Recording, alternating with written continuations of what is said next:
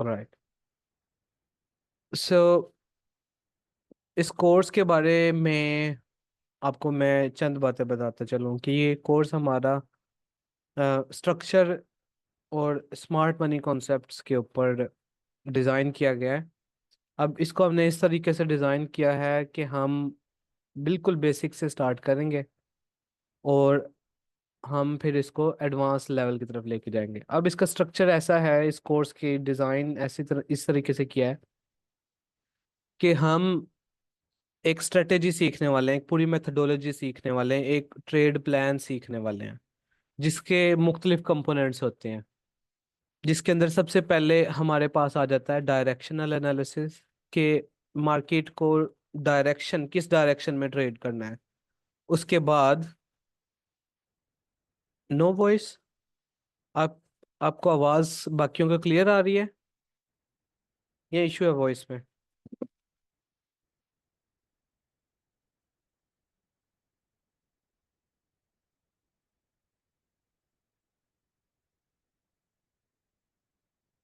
Clear है। अच्छा, आप जिनका इशू है ना वॉइस का, वो दोबारा से ज्वाइन करें। ठीक है। अच्छा, तो अब हमारा कोर्स का बेसिकली क्लासेस का तरीकाकार ये होगा कि सबसे पहले हम अपने टॉपिक को कंप्लीट करेंगे। टॉपिक कंप्लीट करने के बाद उसके मुतालिक आपके ज़हन में जो भी क्वेश्चन होंगे वो आपने at the end of session पूछने हैं। ठीक है। ड्यूरिंग क्लास आपका अगर कोई क्वेश्चन आता है, आपने एक नोट पैड साथ रखना है, उसे आपने नोट कर लेना है। और नोट करने के बाद जैसे ही क्लास हमारी एंड होगी तब हम आंसर करेंगे। मैं चैट मेरी ऑलमोस्ट बंद होती है यहाँ पे ड्यूरिंग सेशन, तो मैं आपकी चैट नहीं देख पाऊंगा। तो बस इसमें ये है कि ये कोर्स इस तरीके से डिज़ाइन किया गया है कि आप by the end of this course you will be able to trade this market profitably. इसमें वो हर चीज़ आपको सिखाई जाएगी जो आपके लिए नेसेसरी है एक प्रॉफिटेबल ट्रेडर बनने के लिए। और इस मार्केट के अंदर बेसिकली गारंटीज तो कोई नहीं है, लेकिन आप खुद कुछ क्लासेस के बाद आप लोगों ने खुद मुझे बताना है कि अब आपको मार्केट को देखने का नज़रिया किस तरह से चेंज हो गया है। ठीक है। अ, और bye the end of this course जो कुछ आपको यहाँ पे सिखाया जाएगा, अगर आप उनको प्रॉपरली उसी तरीके से फॉलो करेंगे जिस तरीके से आपको बताया जाए, तो आप बड़े आसानी से इस अनबीटेबल मार्केट के अंदर आके इसमें एज अ प्रॉफिटेबल ट्रेडर काम कर सकते हैं। तो सबसे पहले आपने मुझे ये बताएं कि आप में से यहाँ पे जितने भी स्टूडेंट्स हैं, पार्टिसिपेंट्स हैं, उनमें से लोएस्ट एक्सपीरियंस वाला कौन सा पार्टिसिपेंट है जिसका सबसे कम एक्सपीरियंस है? बिल्कुल बिगिनर लेवल का, जिसको मतलब आइडिया नहीं, मुझे उससे अंदाजा हो जाएगा कि किस तरीके से आपको लेके चलना है। मतलब Bijendra Singh, Kasim don't know anything. Okay. Hmm. बिल्कुल भी बेसिक भी नहीं पता आपको कासिम? अच्छा, एक तो चीज आपने ये करनी है कि सरवली भी यही आपको बार बार मैसेज कर रहे हैं, आपको ग्रुप में भी बताया गया कि आप लोगों ने आपने जो जूम के अंदर ज्वाइनिंग नेम है ना वही रखने हैं जिससे आपने रजिस्ट्रेशन करवाई है। अदरवाइज यहाँ से फिर रिमूव कर दिया जाएगा, तो आपने बस इसका ख्याल रखना है कि सेम नेम से करें। ठीक है। अच्छा, अब basically till 2 weeks back I didn't know even that such market existed. ठीक है, यानी बिल्कुल बिगिनर लेवल है। सही है। ठीक है। अच्छा, अब आपने ये देखना है कि अब आप में से बहुत सारे लोग ये होंगे कि जिन्होंने ऑलरेडी ट्रेडिंग कभी की है, कुछ लोग काफी देर से ट्रेडिंग कर रहे होंगे, प्रॉफिटेबल नहीं कर रहे। कुछ लोग बिल्कुल बिगनिंग लेवल पे आए, या कुछ लोग बहुत ज्यादा नुकसान करके आए होते हैं। तो अब इस कोर्स को हमने इस तरह से बनाया है कि बिल्कुल बिगिनिंग से लेके चलना है।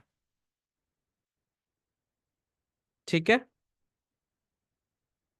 और इसको फिर हम आहिस्ता आहिस्ता एडवांस लेवल की तरफ लेके चलेंगे, ताकि ऐसा ना हो कि हमारा कोई भी पार्टिसिपेंट पीछे रह जाए जिसमें कोई चीज जिसे समझ ना आ रही हो। ठीक है। तो अब हमारा जो पहला स्टार्ट है, मैं आपको साथ में अपना इंट्रोडक्शन बता दूं कि मेरा नाम हमजा है, हमजा अली।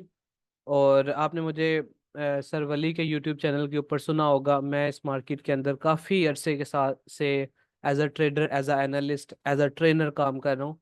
मुख्तलिफ ट्रेडिंग कंपनीज के अंदर एज अ टेक्निकल एनालिस्ट मैं जॉब कर रहा हूँ करंटली, पिछले 2.5-3 साल से। अम, मतलब मेजर जो क्रिप्टोज की कंपनीज हैं, यूएसए की, यूके की, और फॉरेक्स की कंपनीज के साथ भी एज एनालिस्ट काम कर रहा हूँ। आपने यूजुअली मुझे वहीं पे यूट्यूब पे देखा होगा। तो खैर, आज का जो टॉपिक है, हम उसकी तरफ चलते हैं। आज और जो हमारा कल का सेशन होगा, ये दो बिगिनिंग के सेशन है हमारे पास। ठीक है। मतलब इसमें हमने बेसिक अपने जितने भी हैं प्लेटफॉर्म से लेके इस मार्केट से लेके हर एक चीज को हमने यहाँ पे डिस्कस करने की, मार्केट होती क्या है, इसमें आपने पार्टिसिपेंट्स कौन से हैं, और इस मार्केट को कौन कौन चला रहा है। सो स्टार्ट करते हैं अपने कन्वर्सेशन को। तो सबसे पहले हम देखेंगे कि फॉरेक्स मार्केट का ओवरव्यू क्या है, ये हेल्थी क्या, क्या मार्केट, इसमें हो क्या रहा है, जो चार्ट पे हमें चीजें नजर आ रही हैं, बिहाइंड द सीन क्या हो रहा है, इसके मेजर पार्टिसिपेंट्स कौन है, कि इस मार्केट को चला कैसे रहे, कौन लोग रहे हैं, ये मार्केट में जो प्राइसेस ऊपर नीचे हम डेली देखते हैं, वो किन वजूहात की बना पर, किन लोगों की बना के ऊपर ये मार्केट की प्राइसेस मूव कर रही हैं। फिर फॉरेक्स मार्केट के सेशंस की तरफ आएंगे। उसके बाद हम देखेंगे कि करेंसी पेयर क्या होता है। ठीक है। सर वली का मैसेज आया है। सेकंड।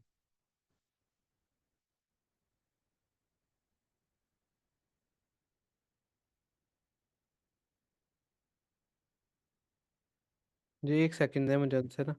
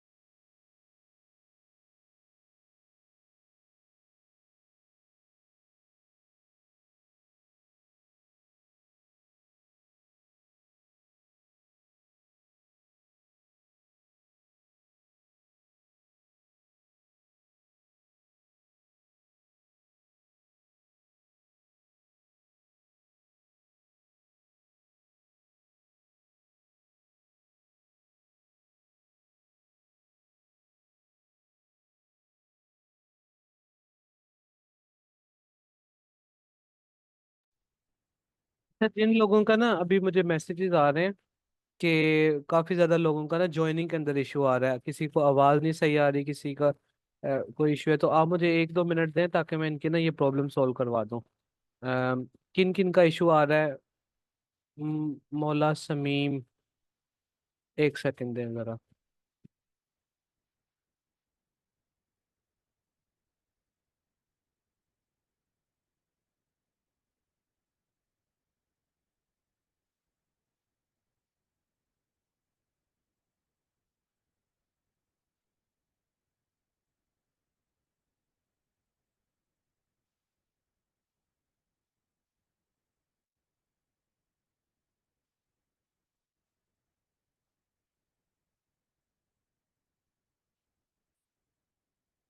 मोहिउद्दीन, आप लैपटॉप से, मैंने ये कल भी मैसेज किया था कि अपने जूम अकाउंट सही तरीके से लॉगिन करें। अब आपने डेस्कटॉप के अंदर इंस्टॉल किया हुआ है या नहीं जूम? तो वो आप वहां पे इंस्टॉल करेंगे तो फिर वहां से कनेक्ट होगा। बाकी अब ये है कि अगर अब आप लेट हो जाए ना तो आप रिकॉर्डिंग्स के अंदर देख लीजिएगा। ठीक है।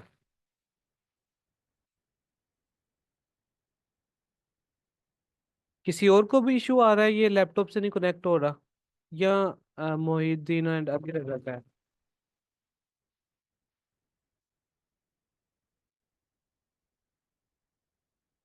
आप में से कोई लैपटॉप से ज्वाइन किया, किसी ने, उनका हो गया था?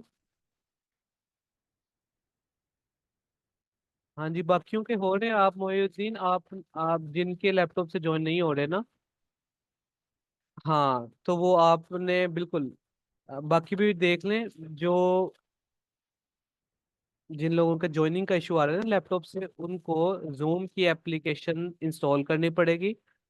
ठीक है, अपडेटेड वर्जन, एंड देन आप लॉग इन करेंगे तो फिर ये होगा। ठीक है। मैंने इसीलिए कल भी मैसेज कर दिया था कि आप लोग अपने जूम वगैरह के अकाउंट बना दें, क्योंकि पहला सेशन है। इसके अंदर मुझे पता था कि ये इश्यूज होते हैं, हर दफा हर क्लास में यूजुअली होते हैं ऐसे। तो खैर कोई नहीं, अब जिनका इशू बन रहा है वो मोबाइल से फिर ज्वाइन कर लें या साथ साथ लैपटॉप में आप इंस्टॉल कर लें। बाकी रिकॉर्डिंग देख लीजिएगा आप। चलें, मैं अब अपना जो टॉपिक है ना वो स्टार्ट कर रहा हूँ। ठीक है, ऑलरेडी हमारे पास 10 मिनट हमारे जा चुके हैं। तो दूसरा अब आपने ये करना है कि अपने कल से नेक्स्ट सेशन जब भी होगा ना, आप सबने अपने जूम के डेस्कटॉप पे ना अपना वही नेम लिखना है जो आपका जूम आपने लिंक से करे ना, मोहम्मद कासिम। आप लिंक पे क्लिक करेंगे अपने उसके अंदर लैपटॉप ओपन करके, तो फिर होगा। अकाउंट बनाना होगा एजे। वॉइस क्लियर होगी आपकी? चलें ठीक है। अच्छा चलें स्टार्ट करते हैं। बाकी अगर किसी का इशू हो तो आप मुझे बता दीजिएगा अगेन। जी जी। अब देखें, मैं अगेन बता रहा हूँ, गौर से एक दफ़ा इंस्ट्रक्शन सुन लें। आपने सिंपली अपने लैपटॉप के अंदर जूम का डेस्कटॉप वर्जन इंस्टॉल कर लेना है जो अपडेटेड होगा। और फिर जो टेलीग्राम के ऊपर आपको लिंक सेंड किया है वो आपने लैपटॉप में ओपन करना है। ठीक है, उसे आप कॉपी पेस्ट करके, हाँ जी ऐसे ही लैपटॉप पे आप टेलीग्राम ओपन कर लें, वहां से कर लें, या ये लिंक अपने लैपटॉप में कॉपी पेस्ट करके वहां पे कर लें। ठीक है।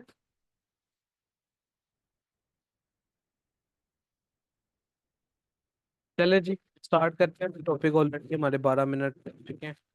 तो किसके मैसेजेस आए जा रहे हैं? अच्छा, चले। So let's start our conversation. Basics of forex part 1। सबसे पहले डिस्कस करते हैं कि ये जो मार्केट है ये कौन सी मार्केट है, व्हाट इज फॉरेक्स ट्रेडिंग, ये चलती कहाँ पे ये है किधर, किस जगह पे मौजूद है, और इस मार्केट को के अंदर हम किस तरह से पैसे बना सकते हैं। ये बिल्कुल बेसिक इंट्रोडक्शन आपको मैं बताने लगा हूँ फॉरेक्स मार्केट का। अब forex basically foreign and exchange की ऑब्जर्वेशन है, abbreviation sorry, forex foreign exchange market. अब सिंपल ट्रेडिंग की अगर हम बात करें, या जिसे हम तजारत कहते हैं, उसकी जब आप बात करते हैं, तो ट्रेडिंग का बेसिक उसूल क्या होता है? जब भी आप तजारत करते हैं उसमें प्रॉफिट बनाने का, या किसी भी बिजनेस में प्रॉफिट बनाने का एक सिंपल उसूल होता है कि आपकी जो भी अंडरलाइंग प्रोडक्ट होगी आपने उसे लो प्राइस के ऊपर बाइंग करनी होती है। ठीक है। और उसे एक हाई प्राइस के ऊपर सेल करके अपना एक प्रॉफिट मार्जिन रखना होता है। ठीक है, हाई प्राइस के ऊपर आपने सेल कर दिया। किसी भी तजारत की बात करें, मिसाल के तौर पर अगर आप मोबाइल्स की आपकी एक शॉप है, तो मोबाइल के बिजनेस के अंदर आप क्या करेंगे? Mobile at cheaper price buy करेंगे और उसे फिर हायर प्राइस के ऊपर सेल करके जो भी आपका प्रॉफिट मार्जिन होगा आप उसमें से पैसे कमाएंगे। ये एक तजारत का बेसिक प्रिंसिपल है। या आप, दूसरा असूल ये होता है कि आप किसी चीज को महंगा बेच दें और जब वो चीज सस्ती हो तो उसको दोबारा खरीद लें, इस तरह से आप प्रॉफिट कमा सकते हैं। तो दो असूल हैं किसी भी मार्केट की जब हम बात करते हैं, किसी सिंपल ट्रेडिंग की जब हम बात करते हैं, तो दो चीजें हमने करनी होती हैं। हमने buying at the lower price and selling at the higher price, ये असूल अपनाना होता है। अब फोरेक्स मार्केट के अंदर भी हमने यही काम करना है। हमने मुख्तलिफ करेंसी पेयर्स या गोल्ड सिल्वर कमोडिटीज, इन सब को, या ओवरऑल जनरल जितने भी फाइनेंशियल मार्केट है जिसमें स्टॉक मार्केट आ जाती है, क्रिप्टो मार्केट आ जाती है, इन सारी मार्केट्स के अंदर हमने एक ही काम करना है। हमने किसी तरीके से ये फाइंड आउट करने की कोशिश करनी है कि ये चीज कुछ देर बाद, कुछ मिनट्स बाद, या कुछ घंटों बाद, या कुछ दिनों बाद महंगी होने वाली है। एक एक इसका वे ये है। तो अब तब आपको क्या करेंगे कि इसको लोएस्ट प्राइस पे बाय कर लेंगे उस चीज को, और फिर आप हायर प्राइस पे जाकर उसको सेल करके मुनाफा कमा लेंगे, प्रॉफिट बना लेंगे। किसी भी फाइनेंशियल मार्केट की तरह फॉरेक्स मार्केट में भी यही उसूल अपनाया जाता है। अब फॉरेक्स स्पेसिफिकली एक फॉरेन एक्सचेंज मार्केट है। इसमें हमने ना तो मोबाइलों की बाइंग सेलिंग करनी, ना किसी और चीज की। हमने इसमें स्पेसिफिकली करेंसी पेयर्स की बाइंग एंड सेलिंग करनी है। अब करेंसी पेयर जैसे आप यूरो यूएसडी देखते हैं, जीबीपी यूएसडी देखते हैं, या मुख्तलिफ करेंसी पेयर आप देखते हैं, जैसे गोल्ड यूएसडी, एक्सआईयू यूएसडी का पेयर है, यूरो जेपीवाई है, जीबीपी जेपीवाई। अब ये करेंसी पेयर्स क्या है, जो बिल्कुल बिगिनर्स हैं उनको मैं अभी समझाता हूँ इन अ मोमेंट कि ये करेंसी पेयर होते क्या हैं।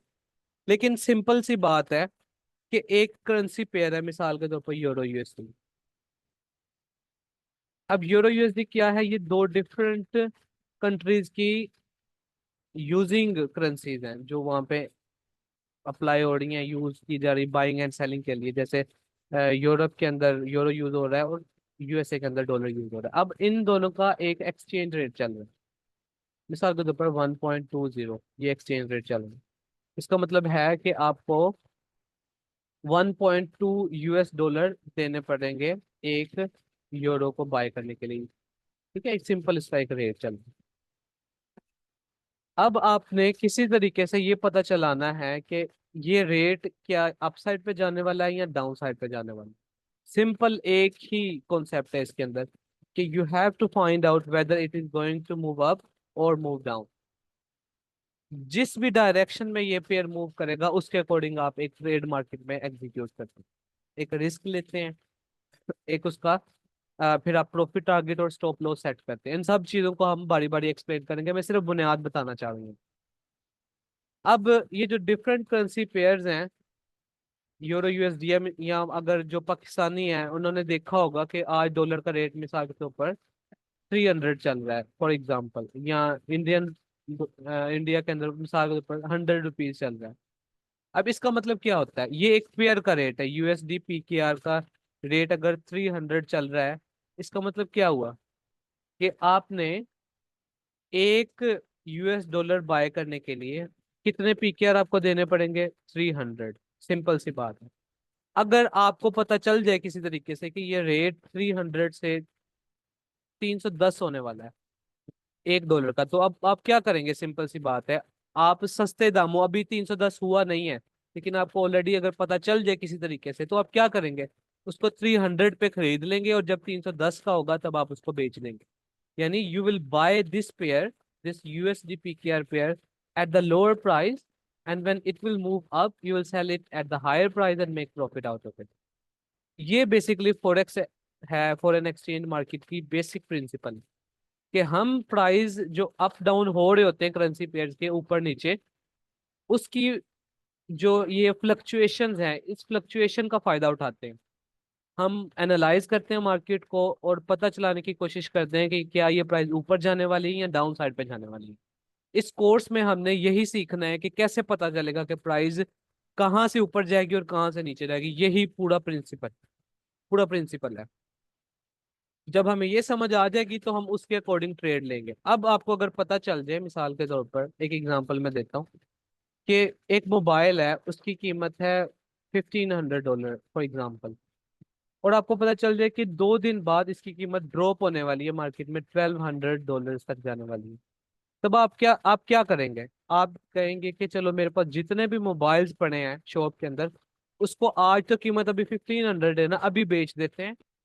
जब मोबाइल 2 दिन बाद दोबारा सस्ते हो जाएंगे तो मैं क्या करूंगा, दोबारा उससे उनको खरीद लूंगा। अब उससे क्या होगा, मुझे मुनाफा हो जाएगा कि मैंने एक मोबाइल 1500 में बेचा था और 1200 में खरीद लिया, $300 का मुझे पर मोबाइल यहाँ पे फायदा हो गया।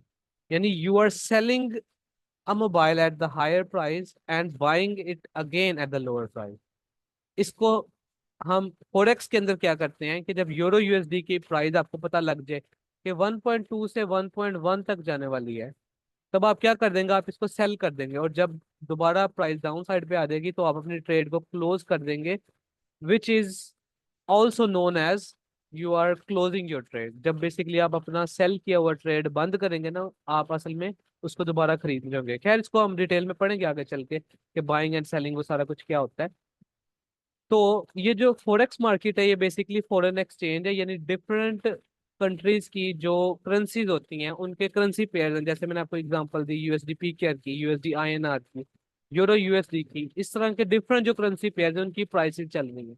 अब ये प्राइसेस मुख्तलिफ वजूहात की बना पर ऊपर नीचे हो रही हैं। अब किसी भी चीज की प्राइस ऊपर नीचे किस वक्त होती है, उसकी सप्लाई और डिमांड की वजह से। मैं आपको एक जनरल एग्जांपल देता हूँ। मोबाइल मार्केट की ही एग्जांपल देख लेते हैं। अब आपने देखा होगा जब भी कोई नया मोबाइल लॉन्च होता है तो जितनी प्रोडक्ट्स मार्केट में आती हैं उसकी डिमांड उससे कई ज्यादा होती है। तो क्या हो जाता है कि लोग फिर उसको ब्लैक में करके महंगे दामों में बेचना शुरू कर देते हैं, क्योंकि जितने मार्केट में सप्लाई आई है उन मोबाइल्स की उससे कई ज्यादा लोग खरीदार हैं। यानी demand is basically greater than supply. तो जितनी ज्यादा डिमांड बढ़ती जाएगी तो लोग क्या करेंगे, उसकी कीमत उतनी बढ़ाती जाएंगे, उतना ज्यादा ब्लैक में बेचते जाएंगे। तो एक्चुअल कीमत बेशक उसकी $1000 हो, लेकिन लोग उसको 1200 1300 इस तरह महंगा करके बेच रहे होते हैं। यानी जब डिमांड किसी चीज की बढ़ जाती है सप्लाई के कंपैरिजन अगर हम करें उन दोनों का, तो डिमांड अगर ज्यादा है सप्लाई कम है तो खुद ब खुद prices Aahista Aahista slowly slowly upside के ऊपर उस चीज की जाती है। इसी तरह करेंसी पेयर्स के अंदर भी ऐसे ही होता है कि जब अगर मिसाल के तौर पर यूरो की डिमांड बहुत ज्यादा हो जाएगी और US डॉलर की डिमांड कम है, तो क्या होगा कि यूरो USD की प्राइस अप साइड पे जाना शुरू हो जाएगी, क्योंकि डिमांड ज्यादा है। जब डिमांड ज्यादा होगी तो ज्यादा से ज्यादा लोग आएंगे और इसको ज्यादा प्राइसेस हायर प्राइसेस के ऊपर खरीदने की कोशिश करेंगे। उसकी वजह से क्या होगा कि जब ज्यादा लोग आ रहे हैं वो ज्यादा बिडिंग कर रहे हैं, यानी हाई से हाई प्राइस लगा रहे हैं। अब आपको मैं एक सिंपल एग्जांपल देता हूँ, उससे आपको समझ आएगा कि एक, हाँ आपने ऑक्शन के ऊपर देखा होगा। ऑक्शन में क्या होता है कि एक अंडरलाइंग प्रोडक्ट होती है कोई भी, मिसाल के तौर पर एक कार की ऑक्शन हो रही है, ठीक है, उसकी उन्होंने एक बेस प्राइस सेट की है। मिसाल के तौर पर $100,000 की एक प्राइस है, बेस प्राइस। अब जो बिडर है वो आके क्या करते हैं, वो ज्यादा से ज्यादा बिडिंग करते हैं ताकि वो चीज खरीद ले, क्योंकि सप्लाई उसकी एक एक ही गाड़ी वहां पे मौजूद है और खरीदार काफी ज्यादा है। यानी सप्लाई इज बेसिकली स्मॉलर और lower as compare to demand. ठीक है, डिमांड ज्यादा है तो बिडर क्या करते हैं, उसकी ज्यादा से ज्यादा बिडिंग करते हैं। एक बंदा कहता है मैं $1,10,000 दूंगा, एक कहता है मैं 1,12,000 दे दूंगा, एक कहता है मैं 13 दे दूंगा। तो उससे क्या हो रहा है कि इस कार की प्राइस बेसिकली उन बायर्स की वजह से, उन बायर्स की बिडिंग की वजह से बढ़ती जा रही है, बढ़ती जा रही है, अपसाइड की तरफ जा रही है। अब फोरेक्स मार्केट में क्या होता है कि मुख्तलिफ वजूहात की बना के ऊपर, अब वो वजूहात क्या हैं वो हम उसको बड़ी तफसील से स्पोर्ट्स में स्टडी करेंगे कि वो क्या वजह होती है जिस वजह से डिमांड मार्केट में आती है या सप्लाई आती है। बेसिकली स्मार्ट मनी जब एंट्री लेती है किसी मार्केट में, जब वो ज्यादा बल्क में बिलियंस ऑफ डॉलर्स की बाइंग एंड सेलिंग करती है तो उससे डिमांड बढ़ती है, वो हम बड़ी तफसील से पढ़ेंगे। लेकिन बुनियादी तौर पे आपने ये समझना है कि जब बड़े बैंक्स या हेज फंड्स या बड़े बड़े इंस्टीट्यूशंस मार्केट में आते हैं और किसी चीज की खरीदारी शुरू कर देते हैं, जो लोग भी बेच रहे हैं बस उनसे वो खरीदी जा रहे हैं, खरीदी जा रहे हैं, खरीदी जा रहे हैं, तो उससे क्या हो रहा है कि डिमांड बढ़ रही है, बेचने वाले लोग कम है और खरीदार ज्यादा है। तो डिमांड जब बढ़ेगी तो वो हर प्राइस के ऊपर जितनी ज्यादा प्राइस होगी वो कहेंगे इस पे भी दे दो हमें, इस पे भी दे दो, इस पे भी दे दो, तो प्राइस क्या होगी, आहिस्ता आहिस्ता अपसाइड के ऊपर जाएगी। अब आपने किसी तरीके से पता चलाना है कि वो किस जगह से मार्केट में डिमांड आएगी। जब जिस जगह से डिमांड आने वाली होगी तब आप क्या करेंगे, वहां पे उस चीज को खरीद लेंगे, और जब मार्केट में उसकी डिमांड बढ़ती जाएगी इसका मतलब है प्राइसेस बढ़ती जाएंगी, लेकिन आपने तो उसको लोअर प्राइस पे खरीदा हुआ। तो जब एक हद तक मार्केट चले जाएगी, जब बहुत ज्यादा अपसाइड पे जो अभी आपका टारगेट होगा, जो हमारी मेथड हमें बताएगा, स्ट्रक्चर बताएगा, तो वहां पे जाके हम उसको सेल कर देंगे और जितना ज्यादा डिफरेंस आया प्राइस में उससे हम फायदा उठा लेंगे। तो ये मुख्तलिफ जब बैंक्स मार्केट में इन्वॉल्व होते हैं जिसको हम स्मार्ट मनी कहते हैं, उनकी बाइंग एंड सेलिंग की वजह से एक्सचेंज रेट्स क्या होते हैं, करेंसी पेयर्स के अप डाउन डेली हो रहे होते हैं, अप डाउन अप डाउन, इस तरह से आप देखते हैं कैंडलस्टिक चार्ट के अंदर वो ऊपर नीचे हर मिनट में हो रही है प्राइस। अभी जो फ्लक्चुएशंस हो रही है ना फोरेक्स मार्केट में, आपने इन फ्लक्चुएशन से फायदा उठाना है कि प्राइस अगर ऊपर जाने वाली है तो हमने देखना है कि ये हमें क्या फायदा दे सकती है, हम इसके ऊपर जाने से कैसे मुनाफा कमा सकते हैं, या अगर नीचे आने वाली है तो हम कैसे इससे मुनाफा कमा सकते हैं। तो ये बुनियादी प्रिंसिपल होता है फोरेक्स मार्केट का। तो फोरेक्स सिंपली क्या है कि एक एक्सचेंज रेट्स की मार्केट है, मुख्तलिफ करेंसी पेयर्स, मुख्तलिफ कंट्रीज जो हैं उनकी जो करेंसीज हैं उनका आपस में जो भी एक्सचेंज रेट होगा, जैसे US डॉलर की और PKR की मैंने बात की, या यूरो USD की बात की, या USD INR की बात की, या जितने भी करेंसी GBP USD की बात की, USD JPY को आप देख लें तो उनकी एक खास एक्सचेंज रेट है। अब वो रेट क्या है, ऊपर और नीचे हो रहा है, किस वजह से, खरीदारी की वजह से, और कितने लोग बाइंग कर रहे हैं, कितने लोग सेलिंग कर रहे हैं, उस बाइंग एंड सेलिंग की वजह से प्राइस में क्या हो रहा है, उतार चढ़ाव आ रहा है। उस उतार चढ़ाव के बेसिकली उस फ्लक्चुएशन से हमने क्या करना है, मुनाफा बनाना है इस मार्केट के अंदर। तो उस फ्लक्चुएशन से फायदा उठाने का नाम बेसिकली क्या है, forex trading. Forex, foreign exchange market में करेंसी पेयर्स की उतार चढ़ाव से मुनाफा कमाने का जो पूरा प्रोसेस है वो हमारा फॉरेक्स ट्रेडिंग कहलाता है। अब ये मार्केट आप समझ लें कि दुनिया की लार्जेस्ट लिक्विड मार्केट है। लार्जेस्ट लिक्विड मार्केट से क्या मुराद है कि सबसे पहले तो इसका जो ट्रेडिंग वॉल्यूम है ना, डेली कितनी ट्रेडिंग आते हैं, कितने लोग इसमें पैसा लगाते हैं, वो सबसे हाईएस्ट है as compare to any other market. दुनिया की किसी भी मार्केट में आप चले जाए, चाहे बॉन्ड्स मार्केट्स हैं, चाहे फ्यूचर मार्केट्स है, चाहे क्रिप्टो मार्केट है, स्टॉक मार्केट है, यूएस स्टॉक मार्केट लगा लें, जितनी भी मार्केट्स हैं उन सब मार्केट से ज्यादा ट्रेडिंग डेली बेसिस के ऊपर फॉरेक्स में होती है। इसलिए ये लार्जेस्ट मार्केट है और इसमें पैसा बनाना उतना ज्यादा आसान है as compare to other market. Stock market के हिसाब से अगर आप देखें तो फॉरेक्स में बहुत ज्यादा आसान है पैसा बनाना क्रिप्टो के हिसाब, क्योंकि वहां पे ट्रेडिंग वॉल्यूम इतना नहीं है। जब ट्रेडिंग वॉल्यूम नहीं होता या लिक्विडिटी नहीं होती है, ज्यादा पार्टिसिपेंट्स नहीं होते, तो उसकी वजह से क्या होता है।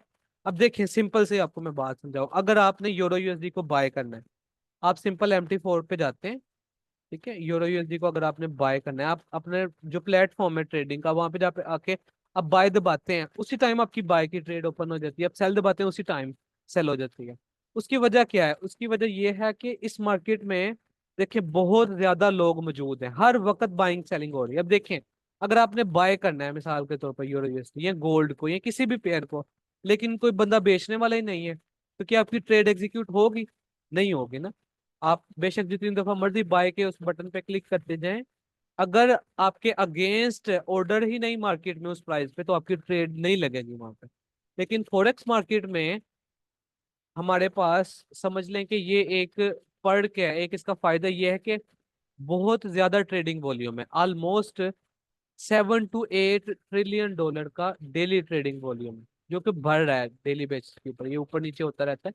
लेकिन ऑलमोस्ट 7 to 8 ट्रिलियन डॉलर्स की ट्रेडिंग डेली होती है इस मार्केट में। इतनी बड़ी ये मार्केट है, ठीक है।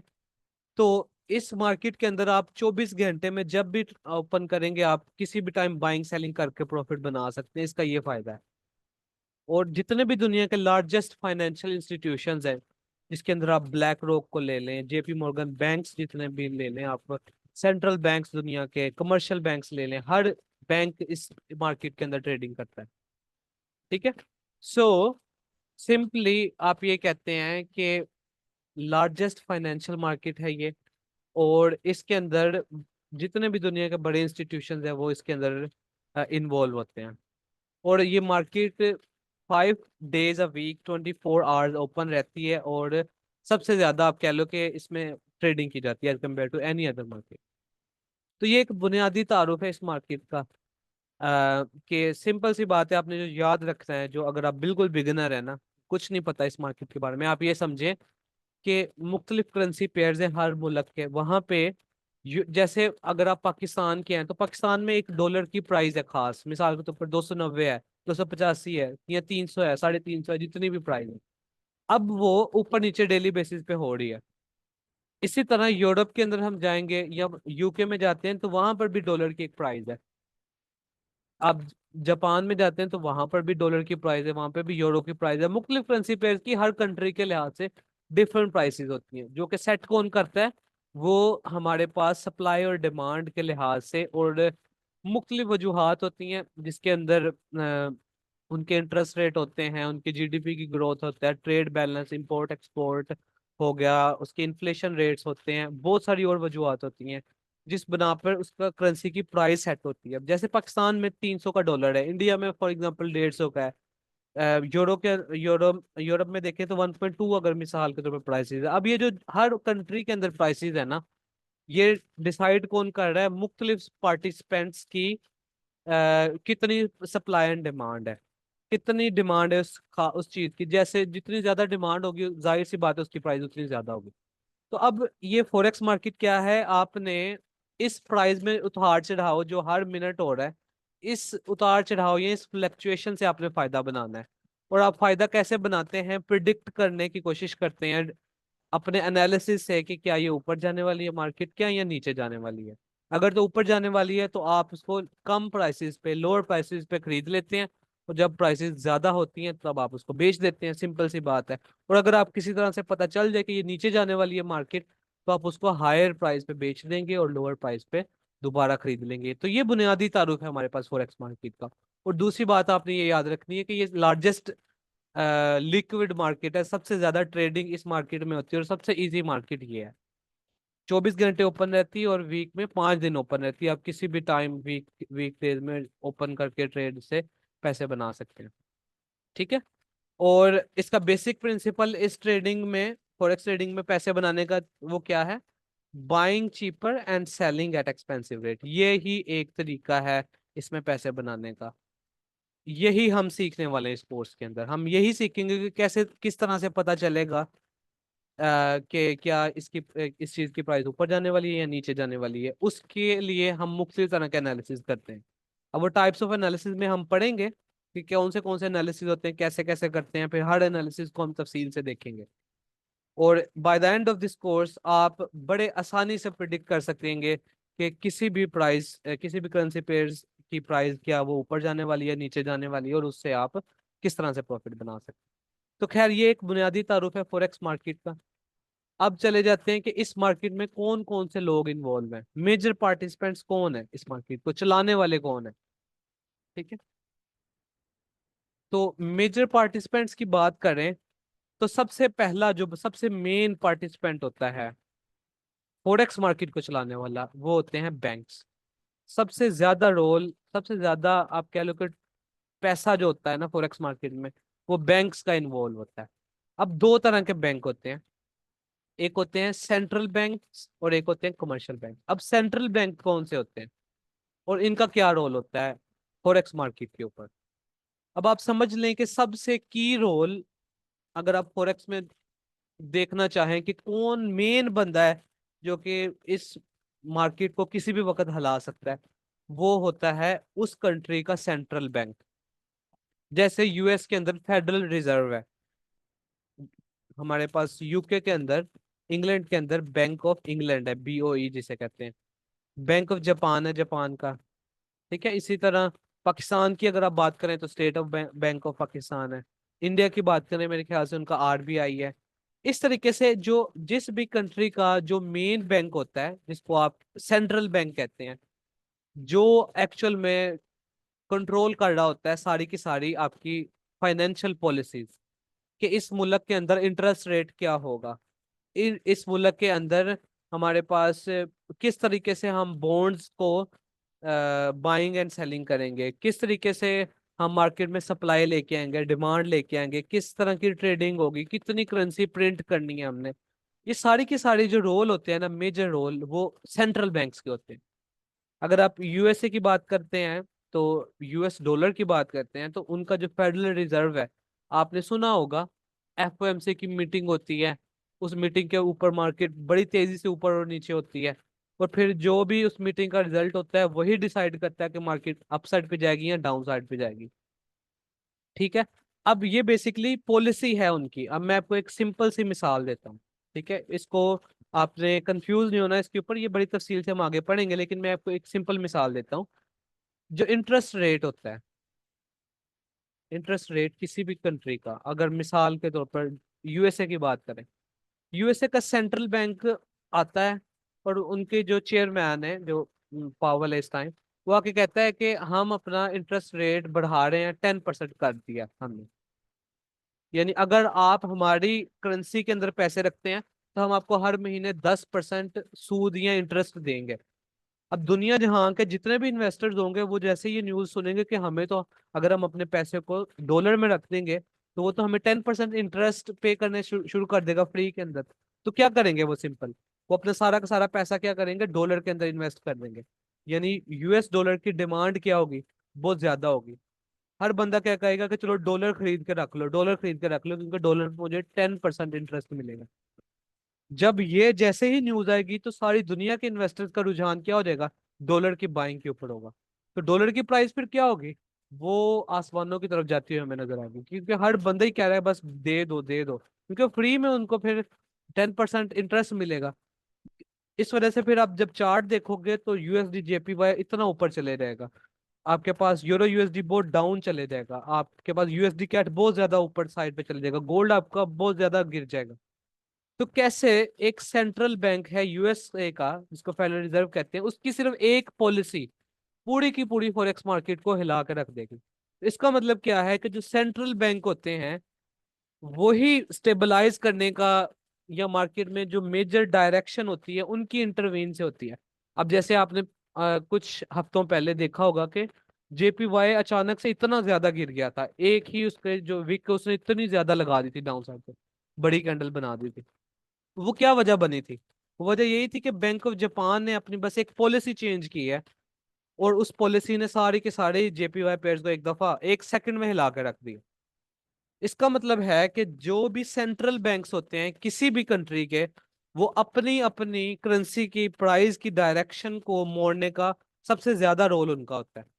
जब भी वो एक पॉलिसी बनाते हैं उस पॉलिसी का इम्पेक्ट होता है, क्योंकि जितने दूसरे कंट्रीज के लोग होंगे वो सारे के सारे उनकी नजर होगी उस कंट्री के सेंट्रल बैंक की तरफ कि वो क्या कह रहा है। मिसाल के तौर पर अगर आप एक इन्वेस्टर हैं, आपके पास पैसे हैं, आप देखते हैं कि मैं किस कंट्री की करेंसी में अपने पैसे को सेव करके रखूं, तो आप जाहिर सी बात है सेंट्रल बैंक को देखेंगे ना, मुख्तलिफ मुल्कों के।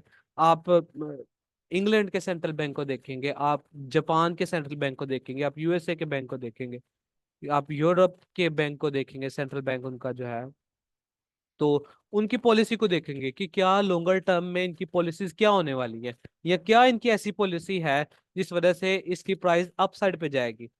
तो उस पॉलिसी को देख के आप अपना पैसा इन्वेस्ट करेंगे ना, तो जब आप अपना पैसा डालेंगे तो उस करेंसी की पेयर पेयर की प्राइस ऊपर नीचे तो जाहिर बात होगी। जब आप जैसे दुनिया जहां के लाखों करोड़ों इन्वेस्टर्स उनके सेंट्रल बैंक्स को देख के उसके हिसाब से इन्वेस्टिंग करेंगे तो कितना ज्यादा इम्पैक्ट पड़ेगा। तो आप ये हमेशा आपने याद रखना है कि जब फॉरेक्स मार्केट के अंदर प्राइस की उतार चढ़ाव के अंदर सबसे मेन रोल जो होता है, और वो किसी भी टाइम प्राइस के ट्रेंड को चेंज कर देते हैं, वो सेंट्रल बैंक का होता है। और जब जिस दिन हम फंडामेंटल एनालिसिस पढ़ेंगे ना, उस दिन मैं आपको दिखाऊंगा कि किस तरह से जब जब मुख्तलिफ सेंट्रल बैंक्स ने क्या क्या बातें की थी तो कैसे सारी की सारी मार्केट चेंज हो गई। वो पॉलिसी सारी हम बड़ी तफसील से पढ़ेंगे। लेकिन आपने ये याद रखना है कि सेंट्रल बैंक होता है जो वो पहला बड़ा पार्टिसिपेंट होता है किसी भी फॉरेक्स मार्केट का, किसी भी करेंसी पेयर का। जब वो इंटरवीन करेगा तो सारे ट्रेंड हर चीज चेंज हो सकती है। प्राइस के अंदर चेंज फ्लक्चुएशन लाने का सबसे मेन रोल सेंट्रल बैंक होता है। दूसरे नंबर पे जो पार्टिसिपेंट होता है उसको हम कहते हैं कमर्शियल बैंक, जो प्राइवेट बैंक्स होते हैं जो कि सेंट्रल बैंक के नीचे काम कर रहे होते हैं।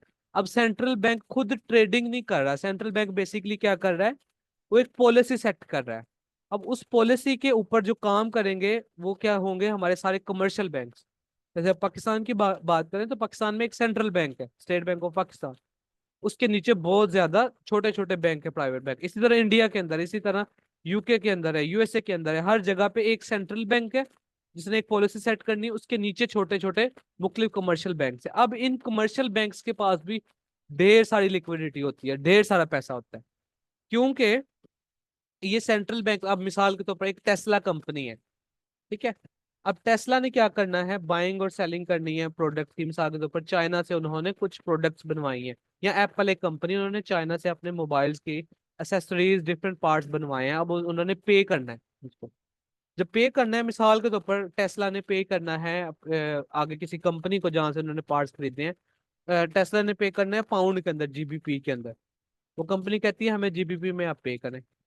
अब टेस्ला को क्या करना पड़ेगा, किसी तरीके से जीबीपी को लेके आना पड़ेगा। मिसाल के तौर पर उसने 100 बिलियन जो है ना पाउंड पे करना है किसी कंपनी को, इस कंपनी ने। तो वो क्या करेगा, या तो उसके पास पड़े होंगे 100 बिलियन, तो वो उसे आराम से ट्रांसफर कर देगा। अगर नहीं पड़े तो वो क्या कहेगा कि उसको खरीदने पड़ेंगे, किसी से लेने पड़ेंगे इस कंपनी को 100 बिलियन पाउंड। अब वो कहाँ से लेगा, वो जाके रुख पड़ेगा सेंट्रल बैंक का, सेंट्रल बैंक कमर्शियल बैंक को। वो कमर्शियल बैंक को कॉल करेगा कि हमारे पास डॉलर पड़े हैं, हमें पाउंड चाहिए 100 बिलियन, हमें आप खरीद के दें मार्केट से, फॉरेक्स मार्केट में से हमें पाउंड खरीद के दें। जब 100 बिलियन डॉलर का पाउंड खरीदा जाएगा तो जाहिर सी बात है, इतना बड़ा जब ऑर्डर लगेगा मार्केट में तो प्राइस तो ऊपर नीचे खुद ही होगी। अब टेस्ला की तरह की हजार और कंपनियां, एप्पल है, माइक्रोसॉफ्ट है, पता नहीं कौन सी कंपनीज है, वो सारी की सारी जब कमर्शियल बैंक्स को कॉल करती हैं, और इन कंपनीज के अलावा जो और बिजनेसमैन होते हैं और छोटी कंपनीज होती हैं और इन्वेस्टर्स होते हैं, ये सब क्या करते हैं, अपने कमर्शियल बैंक को ही कॉल करते हैं। जैसे मिसाल के तौर पर आप है, अगर आपने मिसाल के तौर पर 5-10 हज़ार डॉलर किसी को भेजना है, तो आप क्या करते हैं, सिंपल से खरीदते हैं ना कहीं से, तो या तो आप किसी करेंसी एजेंट से खरीदेंगे या आप बैंक से खरीदेंगे, तो आप कमर्शियल बैंक को कॉल करते हैं कि हमें, हमारे पास मिसाल के तौर पर पीकेआर में या इंडियन रुपीज में या पाउंड में पैसे हैं, हमें डॉलर चाहिए 10 हज़ार, तो आप हमें खरीद के दे दें, या आपके पास पड़े तो हमें दे दें। तो वो सारा का सारा कौन काम कर रहा है, कमर्शियल बैंक्स काम कर रहे हैं। तो कमर्शियल बैंक ने खुद अगर किसी और बैंक को ट्रांजैक्शन करनी है, तो वो भी क्या करेगा, वो भी फॉरेक्स मार्केट से ही करेगा। तो आप समझ लें कि बहुत बड़ा रोल है इन कमर्शियल बैंक्स का फॉरेक्स मार्केट के अंदर, कि उन्होंने मुख्तलिफ कंपनीज के कहने के ऊपर बाइंग सेलिंग करनी है, अपने लिए बाइंग सेलिंग करनी है, अपने क्लाइंट्स के लिए बाइंग सेलिंग करनी है। तो जब इतना ज्यादा बाइंग सेलिंग करेंगे तो एक बड़ा चंक, सबसे बड़ा चंक इन कमर्शियल बैंक्स का होता है, सेंट्रल बैंक के बाद रोल। ठीक है, तो commercial banks engage in forex transactions for themselves, अपने लिए भी करते हैं और अपने क्लाइंट्स के लिए भी करते हैं। अब करेंसी ट्रेडिंग में, लिक्विडिटी देने में और मार्केट मेकर्स में इनका बड़ा रोल है। बेसिकली मार्केट को बनाने वाले यही लोग हैं, इन्हीं को हम कहते हैं मार्केट मेकर्स। ठीक है, क्योंकि इन्होंने ही मेन सारी की सारी ट्रांजेक्शन करनी है। अब ये हो गया बैंक, ये सबसे पहला टीयर होता है पार्टिसिपेंट्स का, इस मार्केट का। सेकंड टीयर की हम बात करें तो वो हमारे पास होते हैं फाइनेंशियल इंस्टीट्यूशन, जिसके अंदर सारे के सारे इन्वेस्टमेंट बैंक्स आ जाते हैं और हेज फंड्स आ जाते हैं। अब इन्वेस्टमेंट बैंक्स कौन से होते हैं, ये वो वाले बैंक्स होते हैं जहां पे आप सिंपली आप इन बैंक्स के पास जाते हैं, आप इन्हें कहते हैं ये हमारा पैसा है, आप कहीं इन्वेस्ट कर दें। तो वो अपने हिसाब से, उनके जो ट्रेडर बैठे होते हैं वो मुख्तलिफ बाइंग और सेलिंग कर रहे होते हैं। तो इनका भी एक बहुत बड़ा रोल होता है। One of the largest institutions होते हैं ये भी ट्रेडिंग के अंदर, इन्वेस्टमेंट बैंक जो होते हैं। उसके बाद जो हेज फंड्स होते हैं, ये तो सिंपल इनका काम ही ट्रेडिंग करना होता है। आपने मुख्तलिफ हेज फंड्स के नाम सुने होंगे, तो ये हेज फंड्स क्या करते हैं कि बस क्लाइंट्स का पैसा लेके बड़े बड़े order, hundreds of billions of dollars के जो ऑर्डर्स होते हैं लगा रहे होते हैं, बाइंग सेलिंग कर रहे हैं। उसके बाद आ जाते हैं हमारे पास कॉरपोरेशंस आ जाती हैं सारी की सारी, अ, जो डिफरेंट कंपनीज होती है जिन्होंने एक मुल्क से दूसरे मुल्क के अंदर, मिसाल के तौर पर अभी अ, हम एप्पल की बात करें तो एप्पल ने क्या करना है, एप्पल ने अपनी प्रोडक्ट्स को अफ्रीका के अंदर भी सेल करना है, पाकिस्तान में भी करना है, इंडिया में भी करना है, चाइना में भी करना है, हर जगह पे करना है। अब वो सारी की सारी, और उन्होंने आगे पे भी करना है, तो अब मुख्तलिफ करेंसीज उनको आ रही हैं, कुछ चाइना से आ रही है उनको करेंसी, कुछ अफ्रीका से आ रही है, कुछ पाकिस्तान से, कुछ यूके से, मतलब हर मुल्क से मुख्तलिफ करेंसीज उनके पास आ रही हैं, उन कॉरपोरेशन के पास आ रही हैं। तो वो क्या करते हैं, उन करेंसीज को एक दूसरे में बाइंग सेलिंग भी कर रहे होते हैं, कन्वर्ट करने के लिए, अपने रिस्क को कम करने के लिए। अब मिसाल के तौर पर अगर पीकेआर के से पैसे आ रहे हैं उनको, तो वो जाहिर बात है वो पीकेआर में तो नहीं ना रखेंगे अपने पास, वो कन्वर्ट करके किसी और करेंसी में रखेंगे। या अफ्रीका से अफ्रीकन रैंड आ रहे हैं, तो वो अफ्रीकन रैंड तो नहीं ना करेंगे, क्योंकि उनको पता है कि ये अभी सेंसिटिव इकोनॉमीज है, कभी भी उतार चढ़ाव आ सकता है, तो हमारे पैसे तो खराब हो जाएंगे सारे के सारे, तो एक रिस्क होता है उनको। तो ये जो मैनेज करेंसी रिस्क मैंने यहाँ पे लिखा है, ये इस तरह का रिस्क होते हैं। तो ये जो कॉरपोरेशन होती हैं, ये भी क्या करती हैं, अपने आप को इन रिस्क से बचाने के लिए अपने पैसों को मुख्तलिफ करेंसी में तब्दील करते रहती हैं। जब ये चेंज करती हैं, बाइंग सेलिंग करती है, इसका भी बड़ा इंपैक्ट पड़ता है। उसके बाद आ जाते हैं रिटेल ट्रेडर्स। रिटेल ट्रेडर्स कोई भी ट्रेडर जो एक आम ब्रोकरेज के साथ ट्रेडिंग अकाउंट ओपन करके ट्रेडिंग कार्ड होता है, वो रिटेल ट्रेडर्स होते हैं। ये हमारे पास लास्ट ईयर होता है पार्टिसिपेंट्स का। तो जो हमारे पास ये जो पहले दो टीयर्स होते हैं, ये आ जाते हैं, इनको हम एक्चुअल में कहते हैं स्मार्ट मनी। अब हम इस कोर्स के अंदर आगे बड़ी तफसील से पढ़ेंगे सारा, स्मार्ट मनी के कॉन्सेप्ट्स कैसे वर्क करती है, कैसे आपको पता चलता है, वो सारा कुछ बड़ी तफसील से। लेकिन जब जब हम बात करेंगे स्मार्ट मनी की, तो उनका मतलब क्या होगा, central banks, commercial banks, investment banks and hedge funds, ये इनको आप कहते हैं स्मार्ट मनी, क्योंकि these are the smart people, इनको अपने बिजनेस के लिए बाइंग एंड सेलिंग करनी होती है। तो ये एक बड़े तरीके कार के साथ बाइंग एंड सेलिंग कर रहे होते हैं, और इनके तरीके को हम समझ के मार्केट से हम बड़े आसानी से प्रॉफिट बना सकते हैं। तो ये होते हैं खैर मेजर पार्टिसिपेंट्स। आपको पता होना चाहिए कि आप जिस मार्केट में ट्रेड कर रहे हैं उसके पीछे कौन से लोग हैं। तो ये लोग हैं एक्चुअल में जो मार्केट को चला रहे होते हैं। ठीक है, central banks, commercial banks, and then investment banks and hedge fund. उसके बाद कॉर्पोरेशंस आ जाती हैं सारी की सारी, एंड देन रिटेल ट्रेड। ये पार्टिसिपेंट्स होते हैं। अच्छा, उसके बाद चलते हैं मार्केट सेशंस के अंदर। ये सिंपल की मार्केट सेशन का मतलब क्या है कि मुख्तलिफ जो दुनिया के अंदर एरियाज हैं, यहाँ पे बड़े बैंक्स मौजूद हैं, जब वो ओपन होते हैं, आपको अब आपको एक बात तो क्लियर होगी है कि जब बैंक्स बाइंग एंड सेलिंग करेंगे तो उससे क्या होगा, प्राइस में फ्लक्चुएशंस होगी। तो अब जाहिर सी बात है, अब जब यूएसए के बैंक ओपन होंगे, तब यूएस डॉलर की ज्यादा ट्रांजैक्शन होंगी, हो रही होंगी, तो डॉलर के पेयर ज्यादा तेज होंगे। जब लंदन के बैंक्स ओपन होंगे जिस टाइम, तो जब उस वक्त पाउंड की ज्यादा तेजी से फ्लक्चुएशंस होंगी। ठीक है, जब सिडनी में के बैंक्स ओपन होंगे तो उस वक्त ऑस्ट्रेलियन पेयर्स के एयूडी जहां जहां पे आ रहा है। जब टोक्यो सेशन ओपन होगा, तब क्या होगा, जापानीज येन के जो पेयर्स हैं वो ज्यादा तेजी से मूव कर रहे होंगे। तो खैर, जिस जिस टाइम पे जिस कंट्री के बैंक्स ओपन होते हैं, उसके लिहाज से ये मुख्तलिफ सेशंस जो है ना निकाले गए। अब आप बड़े इजीली जाके फॉरेक्स फैक्ट्री पे या किसी भी जगह पे जाके अब इन इन सेशंस की टाइमिंग्स को देख सकते हैं। पाकिस्तानी टाइम के मुताबिक अगर बात करें तो आजकल तकरीबन 1 बजे हमारे पास लंदन सेशन ओपन हो जाता है।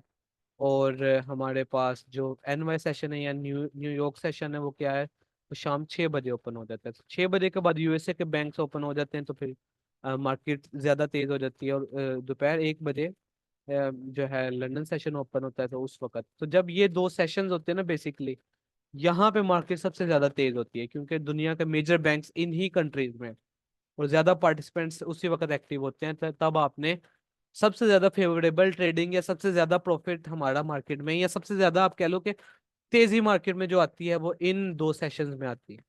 और स्पेशली जब लंदन और न्यूयॉर्क सेशन दोनों मर्ज कर रहे होते हैं जिन टाइम्स में, यानी उस वक्त लंदन भी अभी खत्म ना हुआ हो और एनवाई भी स्टार्ट हो गया हो, यानी जो हमारे पास पाकिस्तानी 6 बजे से लेके 9 बजे तक की जो टाइमिंग है ना, तो सबसे ज्यादा मार्केट में तेजी उस वक्त होती है।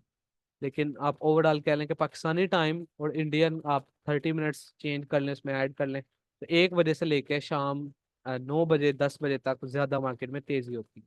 खैर, उसके अलावा मार्केट तो 24 घंटे ओपन रहती है। तो खैर, ये सेशन, ठीक है, ये बस टाइम से ये चेंज होती रहती है। आप फॉरेक्स फैक्ट्री पे जाके इजिली देख सकते हैं कि आज सिडनी सेशन कितने बजे ओपन होगा है, टोक्यो सेशन कितने बजे ओपन होगा, तो आप वहां पे जाके चेक कर सकते हैं। ठीक है, उसके बाद आ जाते हैं बेसिक्स ऑफ करेंसी पेयर की तरफ, कि करेंसी पेयर क्या होता है।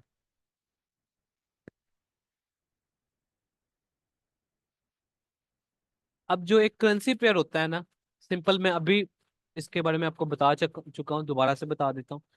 तो मैं आपको समझने के लिए ना एक एग्जांपल देता हूँ, यूएसडीपी क्या है। इसका क्या मतलब है, इसको समझ लेते हैं, बाकी फिर यूरो यूएसडी समझा दूंगा, तो आप बड़े आसानी से ओवरऑल सारा समझ जाएंगे। ठीक है, कोई भी यहाँ पे हो सकता है, आईएनआर हो सकता है, जीबीपी हो सकता है, कैड हो सकता है, कुछ भी हो सकता है।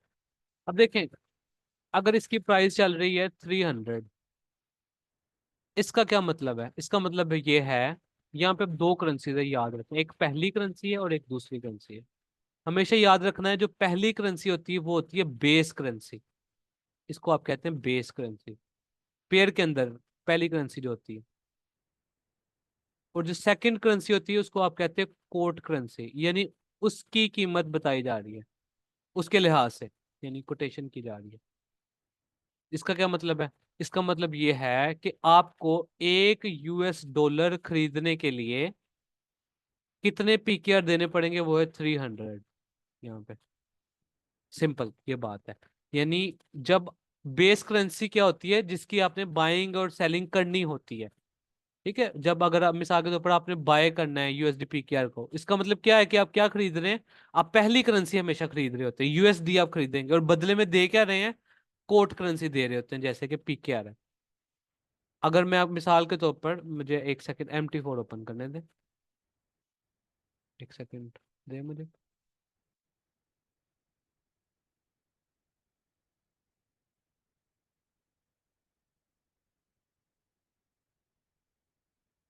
अच्छा, इधर आ जाए MT4 के ऊपर।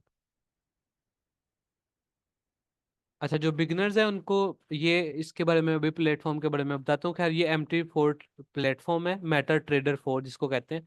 आप इस प्लेटफॉर्म के ऊपर बेसिकली खरीदारी और बेचना, बाइंग एंड सेलिंग दोनों कर रहे होते हैं। अब आप इधर जाएंगे ना तो ये मार्केट वॉच है आ रही है यहाँ पे, इसको मैं थोड़ा बड़ा कर देता हूँ ऐसे। अब इस मार्केट वॉच के अंदर आप मुख्तलिफ जो है ना पेयर्स देख रहे हैं। अब जैसे कि मैं GBP USD की बात करता हूँ। GBP USD के जो प्राइस आ रही है हमारे पास वो क्या है, 1.2715। ये प्राइस आ रही है किसकी, GBP USD की। अब आपने इसको समझना है सिंपल, कि करेंसी पेयर का मतलब क्या है। अब जो पहला है इसको आप कहते हैं बेस करेंसी,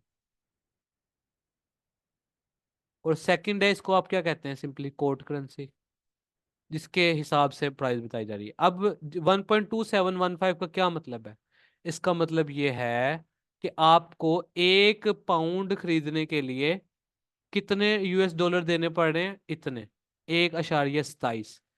यानी आपको 1.2715 देंगे, इतने US डॉलर देंगे तो आपको क्या मिलेगा, 1 GBP मिलेगा।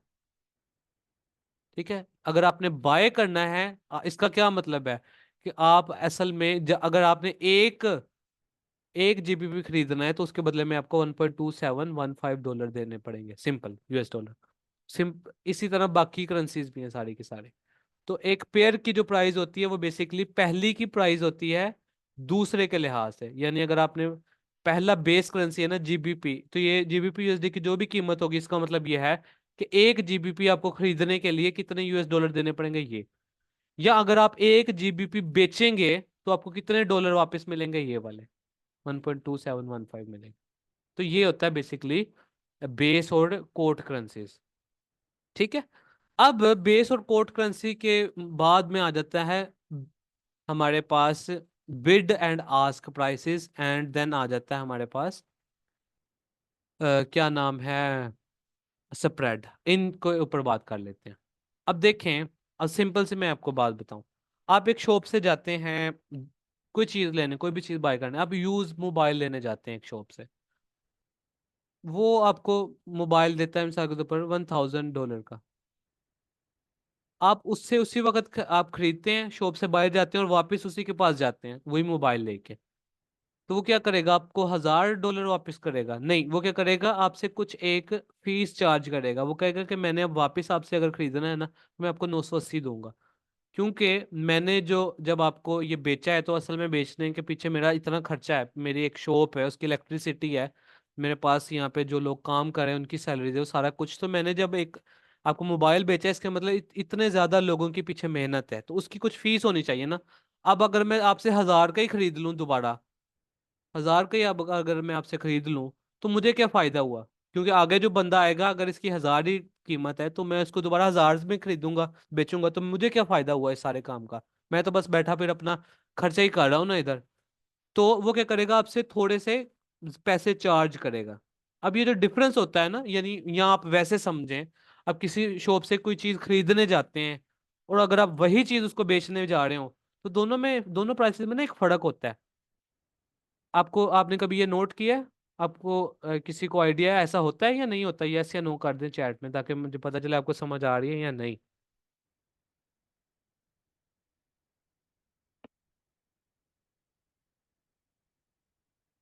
ऐसा होता है ना कि उस अगर आप उसी शॉप के ऊपर वही चीज बेचने जा रहे हैं और वही चीज खरीदने जा रहे हैं, तो दोनों में वो क्या होगा, वो एक डिफरेंस होगा।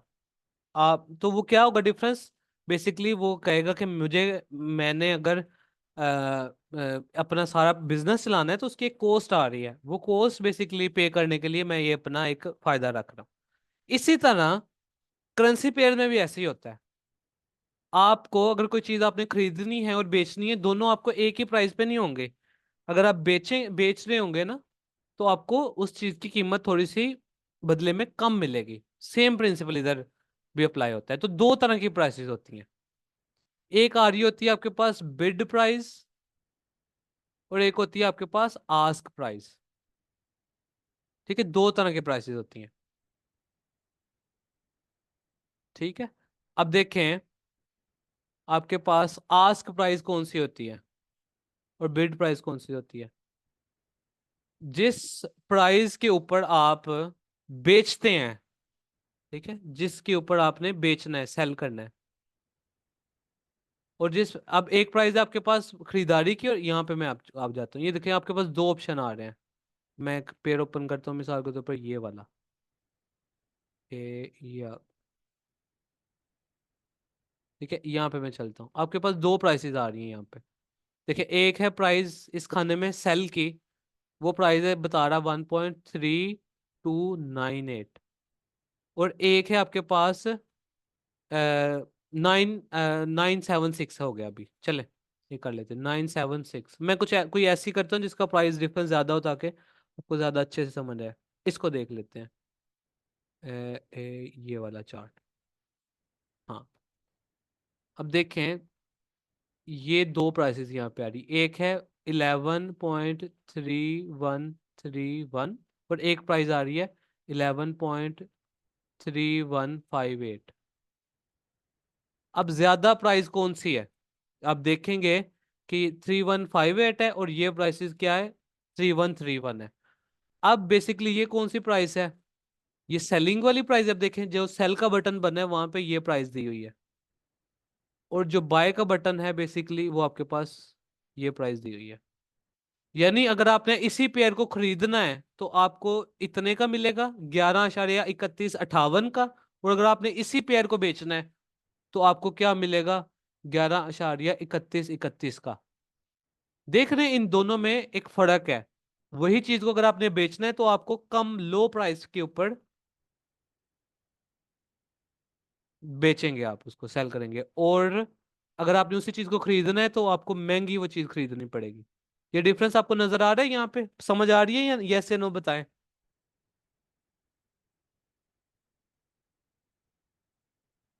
ये नजर आ रहा है डिफरेंस दोनों के प्राइसेस के अंदर, सही है या नहीं। अब ये क्यों है, यानी अगर आप बेचना है तो वो कह रहे हैं कम कीमत पे हम, देखें यहाँ पे, ये देखें ये सेल है, सेल का बटन है, इसके नीचे जो प्राइस दे रहे हैं ना वो ये है, मैंने लिख दिया इधर। ये बाय का बटन है, यहाँ पे जो प्राइस है वो ये है। अब अगर आपने खरीदना है ना तो वो क्या कह रहे हैं, आपको कह रहे हैं कि महंगा आपको मिलेगा। अगर आपने बेचना है तो वो कह रहे हैं हम आपसे सस्ता खरीदे, या आपकी अगर आप बेचना चाह रहे हैं तो सस्ता आपको बेचना पड़ेगा। ये वही काम है जो एक आम शॉप पे होता है। आप शॉप पे जाते हैं गोल्ड वाली या मोबाइल की या किसी भी चीज की, वहां पे आपको चीज आप खरीदेंगे ना, वो कहेंगे कि उसकी कीमत ज्यादा है। जब आप वही चीज बेच रहे होंगे उनको, वो थोड़ी सस्ती रखेंगे आपसे। वही प्रिंसिपल इधर भी इस मंडी में भी अप्लाई हो रहा है। तो दो तरह की प्राइसेस होती हैं, एक होती है बिड प्राइस और एक होती है आस्क प्राइस। जो आस्क प्राइस होती है वो हमेशा हाई होती है, यानी अगर आपने खरीदना हो किसी चीज को तो वो हाई प्राइस होगी, आस्क प्राइस उसे कहते हैं। और एक होती है बिड प्राइस, जिस प्राइस पे आपने कोई चीज बेचनी हो वो होती है लो प्राइस। तो ये जो फर्क है इन दोनों में, ये जो आप समझ लें एक कमीशन रखा जा रहा है, दुकानदार अपना एक जो खर्चा रख रहा है, इसी तरह ब्रोकर भी अपना एक खर्चा रख रहा है इधर। ब्रोकर कहता है कि मैंने काम करना है, चलना है, तो मुझे भी एक खर्चा चाहिए। तो वो जो खर्चा है ना, इन दोनों में जो फर्क है, यानी अगर आपने किसी चीज को सेल करना है वो आपको क्या करना पड़ेगा, सस्ते दामों सेल करना पड़ेगा। और वो जो कीमत होगी जिस प्राइस पे आप बेचेंगे वो कौन सी कीमत होती है, बिड। बिड वैल्यू होती है, बिड प्राइस कहते हैं। और दूसरी प्राइस होती है, एक होती है हाई प्राइस। ये होगी अगर आप कोई चीज को खरीदना चाह रहे हैं तो अब आपको वो चीज महंगी मिल रही है, वही सेम चीज। और वो कौन सी प्राइस होती है, आस्क प्राइस होती है। और आस्क प्राइस हमेशा क्या होती है, ज्यादा होती है एज कम्पेयर टू किसके, बिड प्राइस के, क्योंकि जाहिर बात है आपने जब खरीदनी है तो वो आपको महंगी मिलेगी, जब चीज बेचनी है आपने तो वो आपको सस्ती बेचनी पड़ेगी। तो इन दोनों की प्राइस में जो फर्क होता है जितना भी होगा, वो आपका क्या कहलाता है, स्प्रेड। कितना स्प्रेड है, जितना कम स्प्रेड होगा, आप जाहिर सी बात है उतना ज्यादा बेहतर है ना आपके लिए। ऐसे ही है, जितना कम स्प्रेड होगा उतना ज्यादा बेहतर है। यानी सिंपल जुबान में आप समझें कि अगर आप किसी भी दुकान से खरीद रहे हैं चीज और बेच भी रहे हैं, अगर तो वो ऑलमोस्ट सेम प्राइसेस हैं, उतने की बिक भी जाएगी, तो फिर ज्यादा फायदा है ना आपका, आप किसी भी टाइम बेच देंगे, उसको कोई नुकसान नहीं है। लेकिन अगर आप खरीद रहे हैं 1000 की, आप बेचने जाएंगे वो आपसे 800 की ले रहा है, वो नुकसान है। इसका मतलब आप यहाँ पे क्या बात समझे कि स्प्रेड जितना कम होगा, दोनों में फर्क जितना कम होगा, उतना ही वो क्या है, अच्छा है आपके लिए, उतना ही आपको कम फीस पे करनी पड़ रही है ट्रांजेक्शन की, उतनी आपको कम लॉस है। तो the lower the spread is the better the currency pair is. तो अब जब आप ब्रोकर सिलेक्ट कर रहे होते हैं ना, तो तब उसमें ये चीज आपने देखनी होती है कि स्प्रेड कितना है उसका। अगर तो स्प्रेड बहुत ज्यादा है उसके पेयर्स का, तो इसका मतलब है कि आप लॉस में ही रहेंगे, तो वो नुकसानदेह होता है। ठीक है, तो बिड एंड आस्क प्राइस समझ लग गई आप लोगों को कि बिड क्या होती है, दो प्राइसेस हैं। जब आपने किसी चीज को बेचना है, अब ये देखें, हर पेयर के सामने दो प्राइसेस आ रही हैं, एक देखें बिड और एक देखें आस्क। आस्क वो है जब आप बेसिकली कोई चीज बाय करेंगे तो उस वक्त आपको आस्क प्राइस पे खरीदनी पड़ेगी, महंगी खरीदनी पड़ेगी। और अगर कोई चीज आप बेच रहे हैं तो आपको लो प्राइस के ऊपर सेल करनी पड़ेगी, वो उसको कहते हैं बिड प्राइस। और इन दोनों में जो फर्क है वो इधर तीसरे कॉलम में शो हो आता है। फर्क क्या है, ये स्प्रेड है इसका। तो बिड आस्क एंड स्प्रेड, ये चीजें अब आपको समझ आ जानी चाहिए। ठीक है, अब आप देखें जरा, एक और मैं आपको चीज दिखाता हूँ। अब मैं इसको 1 मिनट में जाता हूँ, जरा आपको एक चीज दिखानी है इस चार्ट के ऊपर। अब मैं यहाँ पे एक बटन दबाता हूँ बाय का, अब देखें प्राइस किस जगह पे है, यहाँ पे। अब मैंने बाय दबाया, ये देखें बाय की ट्रेड किधर लगी है जाके, ये प्राइस किधर घूम रही है यहाँ पे। ये जो इतना फर्क आ गया है, ये फर्क क्यों आया है? क्योंकि कोई बताए जरा, ये जो फर्क क्यों आया है? प्राइस तो इधर घूम रही थी, लेकिन मैंने अभी बाय किया, बाय जाके ऊपर लगी है, और उसी वक्त मुझे लॉस हो गया इतना ज्यादा। ये क्यों हुआ है, कोई बताए जरा, किसी को आइडिया है? यस, यही बात तो अभी मैं समझा के हटा हूं आपको कि जितना ये जो डिफरेंस है ना, फर्क आ रहा है, ये असल में बिड और आस्क का फर्क है। ये जो इतना बीच में फासला रखा है, ये स्प्रेड लगा है हमें, ये नुकसान हुआ है हमें। ये ब्रोकर का समझ ले, उसने अपना खर्चा रखा है कि मेरी जो दुकानदारी चल रही है उसका। अब कुछ पेयर्स होते हैं उसका स्प्रेड बहुत कम होता है, जैसे ये देखें, इसका चल रहा है जीरो स्प्रेड। अब इसके ऊपर हम ट्रेड लगा के देखते हैं। मैं इसको ओपन करता हूँ ऐसे, इसको मैं ओपन करूँ और अब मैं खरीदूं, इसको मैं थोड़ा बड़ा करता हूँ आपको। अब ये प्राइस है, मैं इसको खरीदा है, लेकिन जिधर खरीदा है उधर ही लग गई है। ऐसे ही है, क्योंकि यहाँ पे जीरो स्प्रेड शो हो रहा है। अब जितना स्प्रेड किसी भी चीज का कम होगा, उतना हमारा फायदा होगा। ठीक है जी, ये होता है करेंसी पेयर। आपको अब समझ आ जाना चाहिए कि यूरो यूएस डॉलर का क्या मतलब है, इसकी जो कीमत आ रही है इसका क्या मतलब है। इसका मतलब ये है कि आपको 1 यूरो खरीदने के लिए इतने डॉलर देने पड़ेंगे, जो भी कीमत आ रही होगी। समझ आ गई आपको? तो ये होती है करेंसी पेयर। बेस का समझ लग गया, जो पहला होता है वो बेस होता है और दूसरा होता है वो कोट होता है। देन इसकी बिड और आस्क की आपको समझ आ जानी चाहिए, और स्प्रेड की समझ आ जानी चाहिए। और आपको पता होना चाहिए, जब आप बेच रहे हैं तो आप बिड प्राइस पे बेच रहे हैं, और खरीद रहे हैं तो आस्क प्राइस पे खरीद रहे हैं, और दोनों में फर्क को स्प्रेड कहते हैं। ये बुनियादी बातें हैं, ये आपको एज अ बिगनर पता होनी चाहिए। अच्छा, वापस चलते हैं अपनी स्लाइड्स के ऊपर।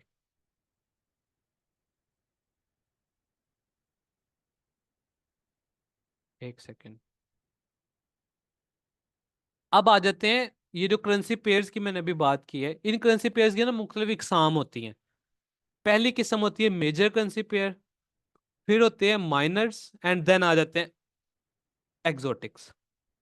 अब आप समझ लें कि वो जो मेन पेयर, जहां जहां पे यूएस डॉलर आता है ना मेन करेंसीज के साथ, उसको आप कहते हो मेजर पेयर।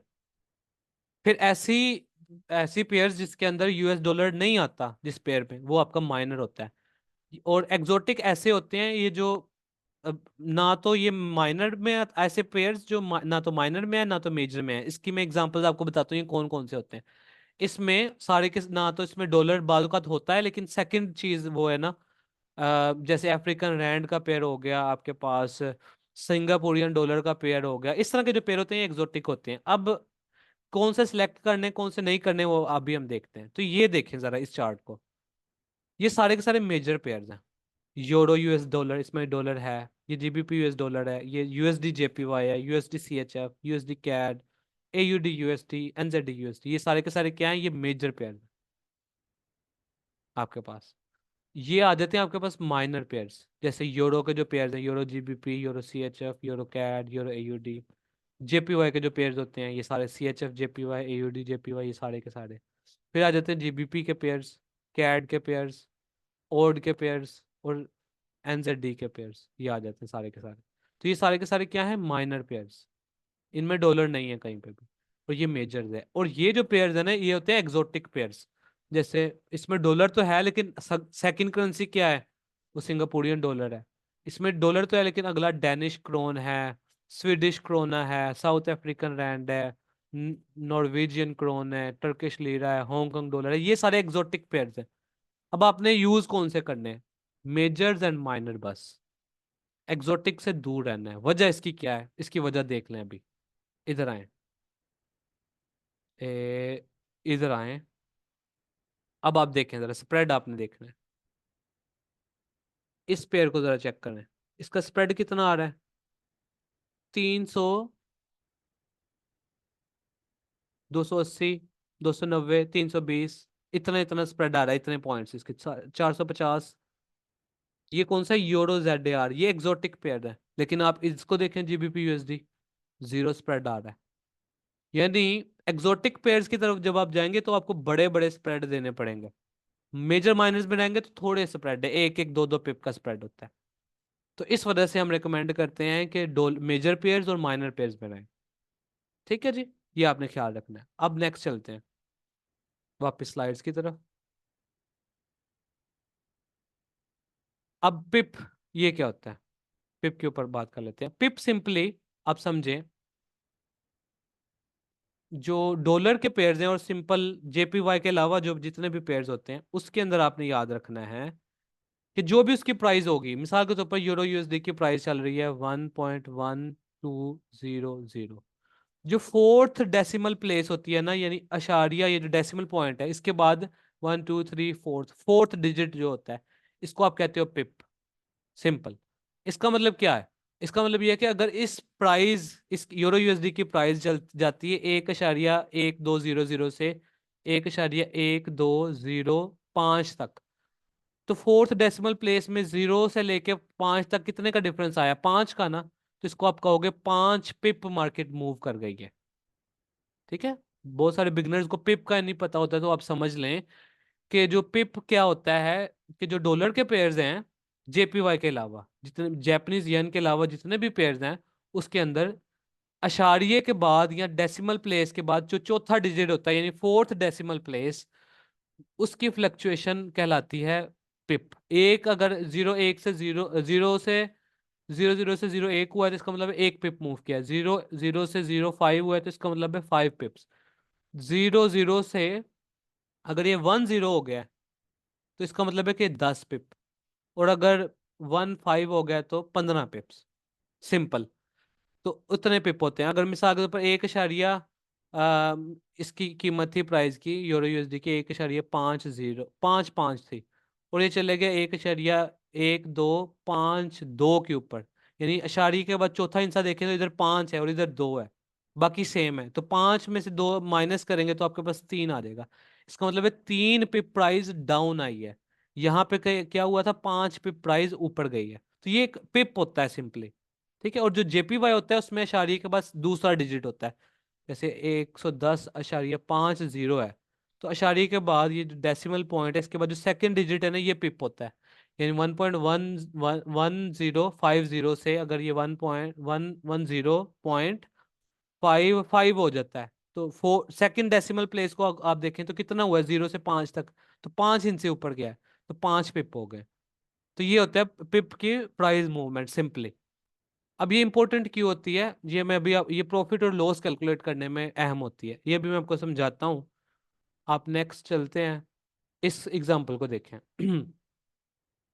कि ये अगर जो प्राइस है ना, तो अशारी के बाद 1 2 3 और 4, ये चौथा हिस्सा ये 1 पिप होगा, और तीसरा हिस्सा, जारी बात है इन दोनों को मिलाओगे तो ये तो 10। ये बेसिक मैथ है, जो हमारा मिडिल क्लास का मैथ होता है या प्राइमरी क्लास का, ये वो है सिंपल। और अगर 3 ले लेंगे तो ये 100 पिप होगा, अगर चारों ले लेंगे तो ये 1000 पिप होगा सिंपली। चौथा हिस्सा क्या होता है हमारे पास, पिप होता है। और पांचवा हिस्सा क्या होगा, पिप का 10वां हिस्सा। यानी अगर 8 3 से 8 4 पे गया है तो इसका मतलब क्या हुआ, कि ये एक्चुअल में एक पिप नहीं मूव किया, ये 0.1 पिप मूव किया। और यूएसडी जेपीवाई या जो जेपीवाई के पेयर्स होते हैं जितने भी, उनमें क्या होता है, अशारिये के बाद सेकंड आंसर। अब इसका फायदा क्या है या नुकसान क्या है, मतलब इसको यूज कहाँ पे करना है, मेन क्वेश्चन ये है। अब इसको यूज करते हैं हम प्रॉफिट को कैलकुलेट करने के लिए या लॉस को कैलकुलेट करने के लिए। अगर मिसाल के तौर पर यूरो यूएसडी 1,2468 से 1,2469 पे चले गए तो कितने पिप मूव किया, ये 1 पिप मूव किया है। अब 1 पिप का ताल्लुक एक्चुअल में होता है किससे, आपकी लोड साइज से। लोड साइज, ठीक है, लोड साइज। अब लोड साइज के अकॉर्डिंग क्या होता है, आप सिंपल याद रखने की बात ये होती है कि अगर आपकी लोड है ना, one load size, one standard load, तो इसमें आपका अगर आपने ओपन किया तो अगर प्राइस 1 पिप मूव की तो आप $10 कमाएंगे, या $10 लॉस होगा अगर आपके अगेंस्ट मूव की 1 पिप मार्केट। जो 0.1 होती है ना लोट, उसके अंदर 1 पिप का आपको मिलता है $1। और जो 0.01 होती है उसमें आपको 1 पिप का कितना मिलता है, 10 सेंट। ठीक है, इसका मतलब क्या हुआ, अगर आपने एक लोट लगाई है यूरो यूएसडी के ऊपर, ठीक है, 1 लोट लगाई है और प्राइस थी 1.1200 और ये चले गई है 1.1210 पे, तो ये कितने पिप ऊपर गया है, 10 पिप। और आपकी लोट साइज कितनी थी, एक लोट साइज। तो आपको 1 पिप के कितने डॉलर मिल रहे हैं, $10 मिल रहे हैं ना। तो 10 पिप के कितने डॉलर मिलेंगे, $100। इसका मतलब है कि 1 लोड साइज पे यूरो यूएसडी के अंदर आप 10 पिप अगर कमाते हैं तो इसका मतलब आपने $100 कमा लिया। और 10 पिप लॉस करते हैं तो इसको आप मतलब आपने $100 लॉस कर लिया। ऑन दी अदर हैंड अगर आपकी 0.1 लोड साइज होती तो हर पिप का आपको कितना मिलना था, $1 मिलना था ना, तो 10 पिप पे आपको कितने मिलने थे, $10 सिंपल। और अगर 0.01 होती तो फिर आपको 10 पिप के ऊपर $1 मिलना। ठीक है, तो ये लोड साइज के अंदर पिप का बड़ा रद्द अमल होता है, अमल दखल होता है। अच्छा, मैं आपको उसके ऊपर दिखाता हूँ, MT4 के ऊपर। इधर आ जाए, MT4 के ऊपर आप चलते हैं, मैं इसको डिलीट करता हूँ यहाँ से। ये लोड साइज होती है आपकी यहाँ पे, अगर आप इसको 1 लिखते हैं इधर ऐसे, ठीक है, मैं यूरो यूएसडी अगर ओपन करूँ, ये यहाँ पे 1 लोड साइज है। अब मैं इसको बाय करता हूँ ना मिसाल के तौर पर, ये गया, बाय किया। अब ये अगर यहाँ से जिधर से मैंने बाय किया यहाँ से ऊपर जाती है 1 पिप, ठीक है, या 10 पिप, 10 पिप देख लेते हैं, यानी ये करंट प्राइस कितनी है इसकी, देखते हैं, इसको राइट क्लिक करते हैं, यहाँ पे आपके पास प्राइस आ जाएगी। कितनी है जी इसकी प्राइस, इसकी प्राइस आ रही है 1,0933। मैं यहाँ पे लिख भी देता हूँ, देखें, 1,0933। अब अशारिये का बाद चौथा हिस्सा ये है, इसका मतलब है कि ये क्या होगा, 1 पिप है। अगर प्राइस 1,0943 पे चले जाती है तो ये कितने पिप हुए, बड़े हैं, 10 पिप ना। तो हम एक और लाइन लगा देते हैं इस प्राइस के ऊपर, इसको मैंने ओके किया, एक प्राइस मैंने लाइन और लगा दी।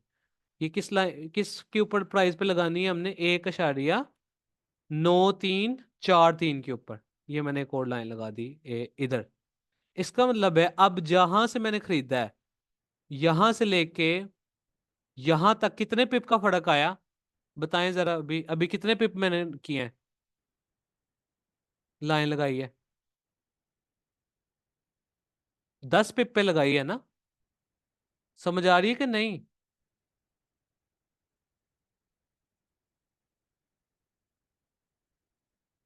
बाकी भी बताएं, बाकी किधर है, 10 पिप पे लगाई है ना, सिंपल सी बात है। तो इसका मतलब है कि यहां से प्राइस अगर मेरी इधर जाती है तो मुझे 10 पिप पे कितने डॉलर मिलेंगे। देखिए, मैं यहाँ पे होवर करता हूँ, आपको नजर आ रहा होगा छोटा सा, $10।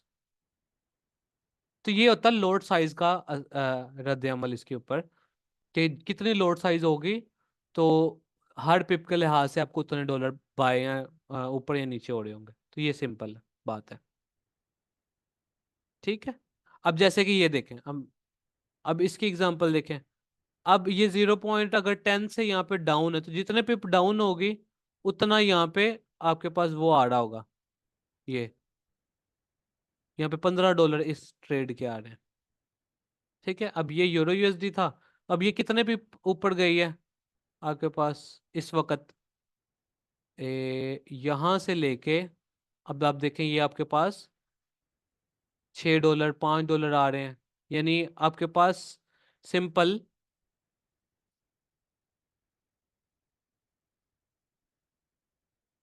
जो आपकी लोड साइज होगी उस हिसाब से सिंपली आपका पिप की कैलकुलेशन होती है। तो इसलिए खैर पिप इंपॉर्टेंट है। तो बस आपने ये याद रखना है कि अशारिये के बाद जो फोर्थ डिजिट होता है आपके पास वो 1 पिप होता है।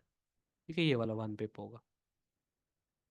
अच्छा जी, अब नेक्स्ट चलते हैं। ये बिल्कुल बेसिक बातें हैं, आई एम श्योर बहुत सारे लोग आप में से कह रहे होंगे ये बातें तो हमें ऑलरेडी पता है, लेकिन हमने इसको बाकी जिनको नहीं पता उनका भी साथ लेके चलना है ना, तो उस लिहाज से हम मूव कर रहे हैं। अच्छा, बाकी ये है स्प्रेड, आपको मैंने बता दिया कि बिड और आस्क क्या होते हैं और इन दोनों में जो फर्क होता है वो आपके पास कहलाता है स्प्रेड। ठीक है जी। अब बाकी आ जाते हैं मैकेनिक्स ऑफ फॉरेक्स के अंदर, कि फॉरेक्स मार्केट चलती कैसे है। तो अब हमारे पास अभी हम बात कर चुके हैं कि एक एक मेन मार्केट है जिनको सेंट्रल बैंक्स और बाकी इंस्टीट्यूशंस बाइंग सेलिंग करके चला रहे हैं। अब उस मार्केट को एक्सेस करने के लिए, उस मार्केट तक पहुंचने के लिए आपको एक फॉरेक्स ब्रोकर की जरूरत होती है सिंपली। ठीक है, अब उस फॉरेक्स ब्रोकर, ये मुख्तलिफ सारे ब्रोकर्स होते हैं। आप उन ब्रोकर्स में क्या करते हो, अपना एक ट्रेडिंग अकाउंट ओपन करते हो और अपने अमाउंट डिपॉजिट करके उनके प्लेटफॉर्म्स के ऊपर ट्रेड करते हो।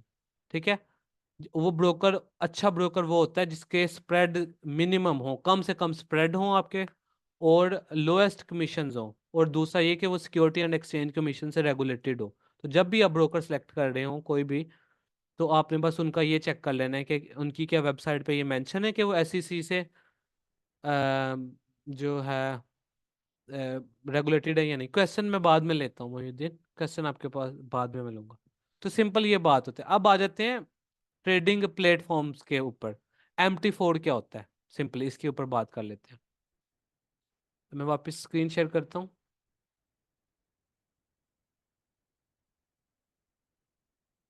अब ये जो प्लेटफॉर्म है ना आपके पास, ये वाला, ये हमारे पास इसको कहते हैं मेटा ट्रेडर 4 सिंपल। अब इसमें आपने क्या करना होता है, आपने सिंपली इस प्लेटफॉर्म के अंदर जाके अकाउंट्स में जाना है और आपने यहाँ पे लॉग इन करना है अपना अकाउंट बना के इस मार्केट के अंदर।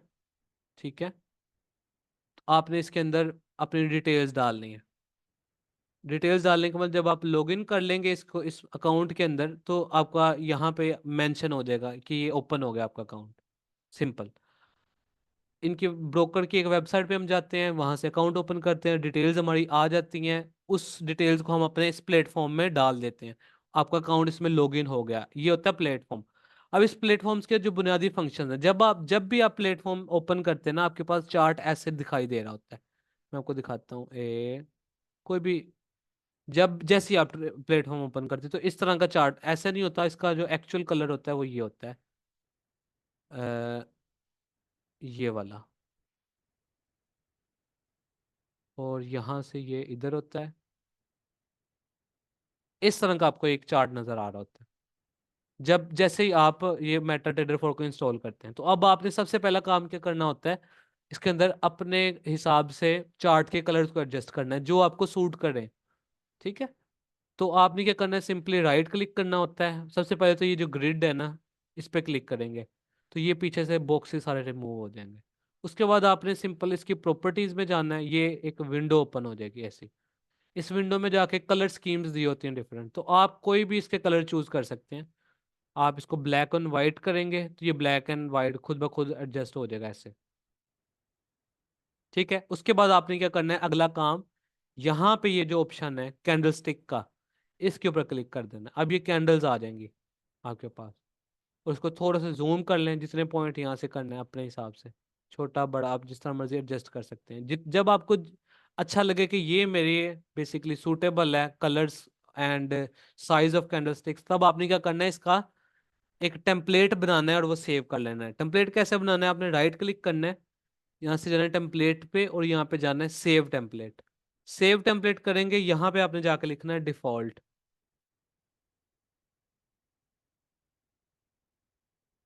जब आप डिफॉल्ट करेंगे और यहाँ से सेव कर लेंगे, अब आप जो भी नया चार्ट ओपन करेंगे यहाँ पे, इस ये मार्केट वॉच होती है। ठीक है, यहाँ से इस ऑप्शन से हम ओपन करते हैं मार्केट वॉच। इसको आप एडजस्ट कर सकते हैं, इस तरह से छोटा बड़ा अपने हिसाब से कर सकते हैं। मार्केट वॉच में आपको सारे पेयर्स आपके नजर आ जाएंगे। फिर अब आप क्या करेंगे, जो जिस भी पेयर के ऊपर आप एनालिसिस करना चाह रहे हैं उस पर आप राइट क्लिक करेंगे और ये आ जाएंगे चार्ट विंडो पे। तो इसकी चार्ट विंडो उसी कलर स्कीम में ओपन होगी जो आपने टेम्पलेट में सेव किए। तो ये आपके पास आ गया, इस पोर्शन को कहते हैं मार्केट वॉच। ये जो जहाँ पे पेयर्स हैं, इसको आप खत्म कर सकते हैं इस पे क्लिक करके, या कंट्रोल एम दबाएंगे तो उस हिसाब से ये आ जाएगा और फिर रिमूव भी हो जाएगा। उसके बाद ये जो सेकंड ऑप्शन है ये वाला, इसको कहते हैं नेविगेटर। यहाँ पे आपके अकाउंट्स होते हैं, आपके लाइव या डेमो जो भी आपने अकाउंट किए हैं, फिर आपके सारे इंडिकेटर्स आ जाते हैं, आपके रोबोट्स आ जाते हैं और स्क्रिप्ट्स आ जाती हैं सारी की सारी। Robots and scripts and indicators usually हम यूज़ नहीं करते। ठीक है, लेकिन अगर आपने कोई यूज़ भी करना है तो आप यहाँ से जाके लगा सकते हैं। लेकिन जो मेथड हम सीखने जा रहे हैं वहाँ पे हमें किसी भी इंडिकेटर, किसी भी चार्ट की किसी और टूल की जरूरत नहीं पड़ेगी। हम सिर्फ चार्ट को देख के ही सब कुछ करेंगे, जो स्ट्रक्चर है मार्केट का उसको देख के। तो ये नेविगेटर होता है आपका। उसके बाद आ जाता है आपने ट्रेड कैसे करनी है, बाय और सेल कैसे करना है। उसके लिए दो ऑप्शंस होते हैं। आप यहाँ तो इधर जाएं, इस पे क्लिक करने, ये आ जाएगा आपके पास बाय और सेल के बटन। जो आपकी लोड साइज है वो लिखे हैं यहाँ पे। मिसाल के तौर पर आपने लोड साइज करनी है 0.10 की। अब आप बाय करना चाह रहे हैं तो बाय का बटन दबाएं, सेल करना चाह रहे हैं तो सेल का बटन दबाएं। अब लोड साइज कैसे कैलकुलेट करनी है हम ये नेक्स्ट सेशन में सीखेंगे कि lot size, how to calculate lot size and all. लेकिन जो भी आपका लोड साइज कैलकुलेट किया आपने वो लिखनी है इधर। और अगर बाय करना है तो बाय का बटन दबा दें, अगर सेल करना है तो सेल का बटन दबा दें। वो आपकी यहाँ पे ट्रेड ओपन हो जाएगी। या मैनुअल आप यहाँ पे जाएं, न्यू ऑर्डर पे क्लिक करें और ये इस तरह की एक विंडो ओपन हो जाएगी। आप अपना यहाँ पे लोड साइज डालें, आप अपना स्टॉप लॉस डाल लें और अपना टेक प्रॉफिट डाल लें। और बाय करना है तो बाय करें, सेल करना है सेल करें। वो ट्रेड आपकी लग जाएगी सिंपल। जो आपकी ओपन ट्रेड्स हैं वो आप कहाँ से निकाल सकते हैं, आप कंट्रोल टी दबाएंगे या यहाँ पे क्लिक करेंगे तो ये आ जाएगा आपके पास। ठीक है, ये जो हमने अभी ये जो बस टेस्टिंग के लिए ट्रेड्स लगाई हैं ये सामने आपके शो हो रही है। अच्छा, अब यहाँ पे आपकी ओपन ट्रेड्स होंगी, यहाँ पे आपका बैलेंस शो हो रहा होगा। अब इस ट्रेड को आपने क्लोज करना है या लगी रहने देना, जैसे मर्जी जो भी करना है वो सारी के सारी इधर से आप कर सकते हैं। अगर आपने क्लोज करना है तो यहाँ पे क्रॉस पे दबाएंगे तो वो आपकी ट्रेड क्लोज हो जाएगी। अगर इसको क्लोज करना है दबाएंगे वो क्लोज हो जाएंगी। इस सिंपल से बात है। उसके बाद एस एल एंड टीपी मैं आपको नेक्स्ट सेशन में बताऊंगा कि कैसे सिलेक्ट करते हैं, लगाते हैं कैसे हैं, और वो सारा कुछ होता है। तो इसके अलावा ये होते हैं हमारे पास टाइम फ्रेम्स। यहाँ पे टाइम फ्रेम का मतलब है कि एक कैंडलस्टिक को बनने में कितनी देर लगी है हमारे पास। क्या ये एक महीने में बन रही है तो ये मंथली चार्ट होगा। अगर एक कैंडलस्टिक एक मिनट में बन रही है तो वो आपका कौन सा चार्ट होगा, 1 मिनट का चार्ट। यहाँ पे इस टाइम फ्रेम में आपके पास हर कैंडलस्टिक 5 मिनट में बन रही है। उसके बाद 15 मिनट के टाइम फ्रेम में हर कैंडलस्टिक 15 मिनट की, और इस तरह से मुख्तलिफ टाइम फ्रेम्स। इनके ऊपर भी हम बात करेंगे तफसील से कि हमारे पास टाइम फ्रेम्स वगैरह क्या होते हैं और वो सारा कुछ। उसके बाद आ जाता है ये zoom in button, zoom out button आ जाते हैं सिंपली। ऑर्डर्स के आपको मैंने बता दिया है। अब यहाँ पे आप क्या कर सकते हैं, मुख्तलिफ टूल्स ऐड कर सकते हैं। जैसे ये मैंने रेक्टेंगल लगाया है। अब किसी जगह पे आपने कोई सपोर्ट रेजिस्टेंस जोन लगाना है तो आप इसको यूज़ कर सकते हैं। यहाँ पे मुख्तलिफ ऑप्शन होते हैं, आप राइट क्लिक करें, कस्टमाइज में जाएं, ये ऑप्शन आपके पास आ जाएगा। आप जो जो आपने ऐड करना है आप ऐड कर सकते हैं। क्लिक करें, इसको यहाँ से इंसर्ट कर लें, इंसर्ट करते जाएं सारों को। अगर आप इंसर्ट कर लेंगे तो सारे के सारे ऑप्शंस आपके पास ऊपर शो हो जाएंगे। मैं सारे यहाँ पे करके दिखा देता हूँ, ये सारे हो गए आ गए ऊपर ऑप्शन। आप सिंपल कोई भी यूज़ कर सकते हैं। आप यहाँ पे वर्टिकल लाइन के लिए ये ऑप्शन है हमारे पास, हॉरिजॉन्टल लाइन का ये ऑप्शन है, ट्रेंड लाइन का ये ऑप्शन है। ठीक है, आप इसको ऐसे, ये एलिप्स का ऑप्शन है, ये ट्राइंगल का ऑप्शन आ गया। ये आपके पास चैनल का ऑप्शन होता है। मुख्तलिफ टूल्स हैं, आपने कुछ लिखना है वो अपने हिसाब से आप लिख सकते हैं। ये गैन का ऑप्शन होता है, आपने गैन लाइंस लगानी है। आपने ये इक्वी डिस्टेंस चैनल लगाना है वो लगा दें। आप ये वाला मिड चैनल लगाना है वो कहीं लगा दें अपने हिसाब से। मुख्तलिफ टूल्स हैं, ये आपका वर्टिकल टूल, हॉरिजॉन्टल, ये सारे के सारे हैं ना। आप इसके साथ प्ले अराउंड करें, देखें मुख्तलिफ टूल्स क्या क्या करते हैं, और ट्रेड कैसे लगती है, और वो सारा कुछ। तो ये इसके बेसिक ऑप्शन के अंदर आ जाता है। उसके बाद ये आपका व्यू है। यहाँ पे आप अपनी लैंग्वेज सेलेक्ट कर सकते हैं, जिस भी लैंग्वेज में आपने अपना प्लेटफॉर्म लेके आना है। जो जो लैंग्वेजेस हैं यहाँ पे आप देख लीजिएगा। मैं तो इसको इंग्लिश में यूजली यूज़ करता हूँ, कि बाकी मुझे कोई इतना आइडिया नहीं है इनका। उसके बाद ये टूल बार है। टूल बार के अंदर अगर आप टाइम फ्रेम यहाँ पे नहीं चाहते, तो आप इस पर क्लिक करेंगे, टाइम फ्रेम गायब हो जाएंगे। अगर आप चाहते हैं कि नहीं टाइम फ्रेम देखने हैं, तो टूल बार भी जाएं, दोबारा टाइम फ्रेम आ जाएगा। आप ये सारे के सारे यहाँ पे ऑप्शन है। अब यहाँ पे आप जाके नया चार्ट ओपन कर सकते हैं, या डिलीट हो गया कोई चार्ट, इधर जाएंगे तो जो जो रिसेंटली चार्ट डिलीट किए हैं वो आ जाएंगे। जैसे अगर मैं इसको क्लिक करता हूँ, तो ये चार्ट आ गया जो पहले मुझसे डिलीट हो गया था। जो आपकी लाइन शाइनें लगी हैं वो सारी वापस आ जाएंगी। ठीक है। और आपने अगर स्क्रीनशॉट लेना हो, तो आप इसको सेव एज पिक्चर कर सकते हैं चार्ट को। तो यहाँ पे जाके ये ऑप्शन करेगा, आप इसको यहाँ पे सेव कर सकते हैं, जिस भी फोल्डर में सेव करना, तो वो आपकी पिक्चर यहाँ पे सेव कर लेगा चार्ट की। और यहाँ पे मुख्तलिफ आप लॉगिन कर सकते हैं ट्रेड अकाउंट में। और मुख्तलिफ ये सारे के सारे ऑप्शन हैं। लैंग्वेज है, status bar, chart bar, market watch, यहाँ से भी आप ला सकते हैं। ये इस पे क्लिक करेंगे, ये आ जाएगा व्यू में। डेटा विंडो लानी है, ये डेटा विंडो होती है जहाँ पे हर कैंडलस्टिक का डेटा होता है, कि यहाँ पे क्या हो रहा है, इस कैंडलस्टिक की ओपनिंग प्राइस क्या है, हाई लो क्या है, वो सारे के सारे। ठीक है। आपने टर्मिनल नीचे खोलना है, तो ये आ गया आपके पास टर्मिनल।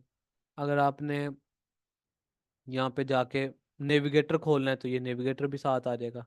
टर्मिनल बंद करना है, तो आप दोबारा क्लिक करेंगे। मतलब वही सिंपल चीज़ें हैं ये सारी की सारी। ये प्लेटफॉर्म है, इस तरीके से आप इसको यूज़ कर सकते हैं। ठीक है। अच्छा, उसके बाद आ जाते हैं हमारे पास ऑर्डर टाइप्स। ये भी बेसिक्स के अंदर ही आ जाती हैं,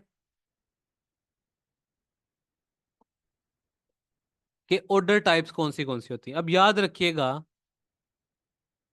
जैसे मिसाल के तौर पर मैं ये कर रहा हूँ, जीबीपी यूएसडी है। अब ये चार्ट है जीबीपी यूएसडी का।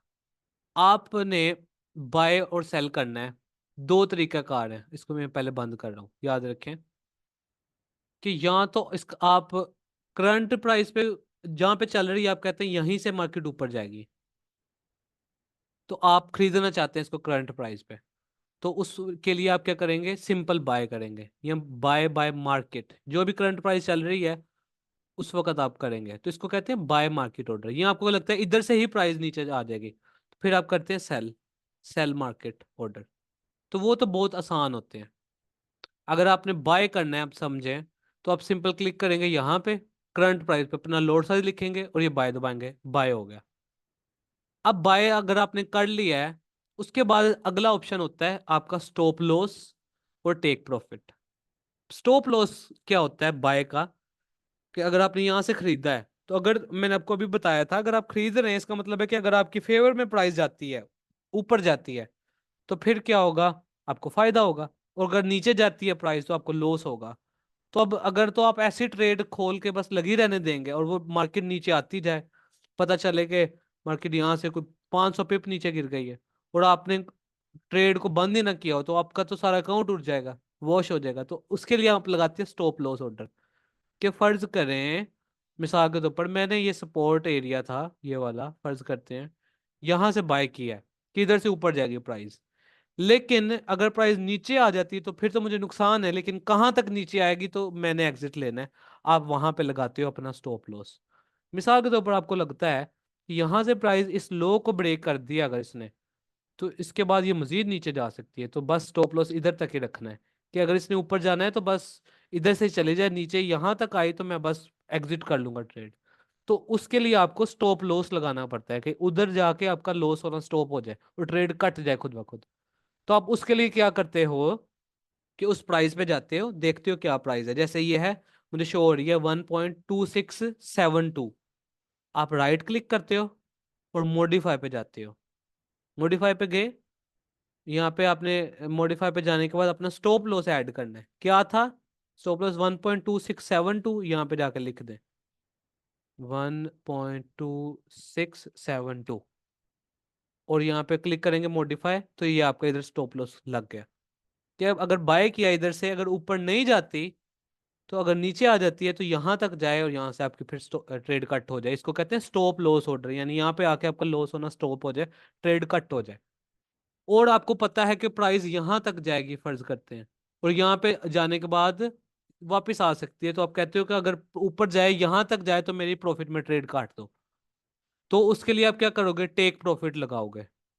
तो आप सिंपल क्या करोगे, जाके प्राइस देखोगे, अब फिर मॉडिफाई करोगे, राइट क्लिक किया, मॉडिफाई पे गए, और अब आपने स्टॉप लॉस के साथ यहाँ पे टेक प्रॉफिट है वो ऐड करना है। तो वो कितना है, मिसाल के तौर पर यहाँ पे 1.2770, तो वो लिख दें वो प्राइस 1.2770, और यहाँ पे मॉडिफाई करेंगे तो आपका टेक प्रॉफिट लग गया। ये हो गया आपका पास मैनुअल तरीका, कि जब आपने बाय किया तो करंट प्राइस के नीचे आपने कहीं स्टॉप लॉस एडजस्ट करना है, जहां पे भी करना है, और अपना टेक प्रॉफिट अबव एडजस्ट करना है, जिधर भी करना है। अच्छा, उसके बाद दूसरा तरीका होता है इसका, जो शॉर्ट टर्म तरीका जिसको हम कहते हैं वन क्लिक मेथड। आपने क्या करना है, अपनी ट्रेड को जहां पे आपने लगाया इसको खींचे, खींच के मिसाल के तौर पर जहां पे एसएल सेट करना है वहां पे लाके छोड़ दें, वहां पे आपका एसएल चले जाएगा। आप चाहते हैं इधर लेके आना है तो आप इस एसएल को खींच के इधर कर दें। और टीपी अगर आपने टर्मिनल से मतलब वन क्लिक से लगाना है खुद से, तो आप इसको खींच के जितना ऊपर लेके जाएंगे वहां पे आपका टीपी लग जाएगा। इसको खींच के इधर ले जाएं। तो ये वन क्लिक मेथड होता है, एक मैनुअल भी आपको बता दिया और वन क्लिक भी बता दिया। तो ये होता है बाय मार्केट, यानी करंट प्राइस के ऊपर बाय करना। फर्ज करें कि कोई और पेयर है, जैसे ये है यूरो यूएसडी, आपको लगता है कि मार्केट अब यहाँ से मिसाल के तौर पर ऊपर जाएगी, सेल का देख लेते हैं। तो मिसाल के तौर पर आपको लगता है यहाँ से ये नीचे आएगी मार्केट, फर्ज करें। आप इधर से जाके सिंपल लोड साइज सेलेक्ट करते हैं और सेल कर देते हैं। सेल करेंगे तो सिंपल, अब आप कहते हैं कि मार्केट अब अगर यहाँ से डाउन जाती है तो मुझे फायदा है, बेनिफिट है यहाँ से, ठीक है, अगर लेकिन ऊपर जाएगी तो मुझे लॉस है। तो आप कहते हैं कि चलो नियरेस्ट रेजिस्टेंस ये है, इससे ऊपर जाएगी तो मैं ट्रेड को काट दूंगा, तो मेरा एसएल इसके ऊपर होना चाहिए, और नीचे जाती है यहाँ तक तो मैं यहाँ पे टीपी लगा दूंगा, कि इधर तक जाती है यहाँ पे जाके मेरे प्रॉफिट में क्लोज हो जाए। तो सिंपल मेथड वही है, सेल की ट्रेड का एसएल ऊपर होगा तो आप क्या करें, या तो मैनुअली जाके ऐड कर लें जैसे आपको बताया था, या फिर आप क्या करें, सिंपल अपने इस ट्रेड को खींचे और खींच के जहाँ पे एसएल लगाना है वहां पे लगा छोड़ दें, तो आपका स्टॉप लॉस इधर लग गया। और टेक प्रॉफिट नीचे लगेगा सेल का, तो वो नीचे ला के इधर लगा दें, कि यहाँ तक आए तो आपका प्रॉफिट में काटी जाए ट्रेड, ऊपर जाए तो आपकी लॉस में काटी जाए ट्रेड। ठीक है, तो ये आपका होता है stop loss orders, buy by market and sell by market, अगर करंट प्राइस पे करना है। उसके बाद आ जाता है आपके पास पेंडिंग ऑर्डर्स। दूसरी तरह का ऑर्डर होता है, वो ये होता है कि मिसाल के तौर पर ये कोई पेयर है, आपको लगता है कि यार यहां से नहीं मैंने इसको सेल करना, थोड़ा ऊपर जाए रेजिस्टेंस पे तो फिर मैं वहां से इसको सेल करूंगा, यानी करंट प्राइस जो चल रही है उससे ऊपर जाए तो फिर मैं वहां से इसको सेल करूंगा, और इसका एसएल इधर लगा दूंगा और टीपी इधर लगा दूंगा इसका, कि यहाँ पे जाए सेल एक्टिव हो जाए मेरा, यहाँ पे जाए तो आपका सेल एक्टिव हो जाए, और यहाँ पे उसका स्टॉप लॉस हो ऑटोमेटिकली। और अगर डाउन साइड पे जाएं तो यहाँ पे इसका आपका टीपी हो जाए इस एरिया से। तो आप क्या करेंगे, सिंपल अब आपको चाहिए लिमिट ऑर्डर, यानी करंट प्राइस के ऊपर आप सेल करना चाह रहे हैं। याद रखिएगा कि जो मार्केट प्राइस चल रही है उससे ऊपर अगर आपने किसी प्राइस से सेल करना है तब आप लगाएंगे limit order, sell limit. Sell करना है लेकिन करंट प्राइस से हायर प्राइस पे सेल करना है, तो आप लगाएंगे सेल लिमिट ऑर्डर। ये एक पेंडिंग ऑर्डर होता है। इसको आपने कैसे लगाना है, आपने सिंपल जाना है, जिस भी प्राइस पे आप लगाना चाह रहे हैं ऑर्डर वहां पे जाके राइट क्लिक करें, ये आपके पास ऑप्शन आ जाएगा सेल लिमिट का। ठीक है, जो लोट साइज है आप इधर पहले लिखनी पड़ेगी आपको। आप वन लोट लिखते हैं, इधर वन लोट आ जाएगी, राइट क्लिक करें, इधर सेल लिमिट का ऑप्शन आ गया, आप इधर लगा दें। अब इसका मतलब है कि मार्केट अगर अप साइड पे जाती है तो आपका खुद ब खुद यहाँ से सेल एक्टिव हो जाएगा। अब इसका स्टॉप लॉस आप किधर लगाएंगे, सिंपली आप इसका स्टॉप लॉस लगाएंगे इस लेवल जहां पे भी आप लगाना चाहते हैं, तो राइट क्लिक करें, वही मॉडिफाई पे जाएं, स्टॉप लॉस जिधर बनता है, जैसे 1.50 पे आप लगाना चाह रहे हैं तो आपने स्टॉप लॉस लगाएं इसको 1, इस तरह से, और मॉडिफाई करेंगे आपका एसएल उधर लग जाएगा।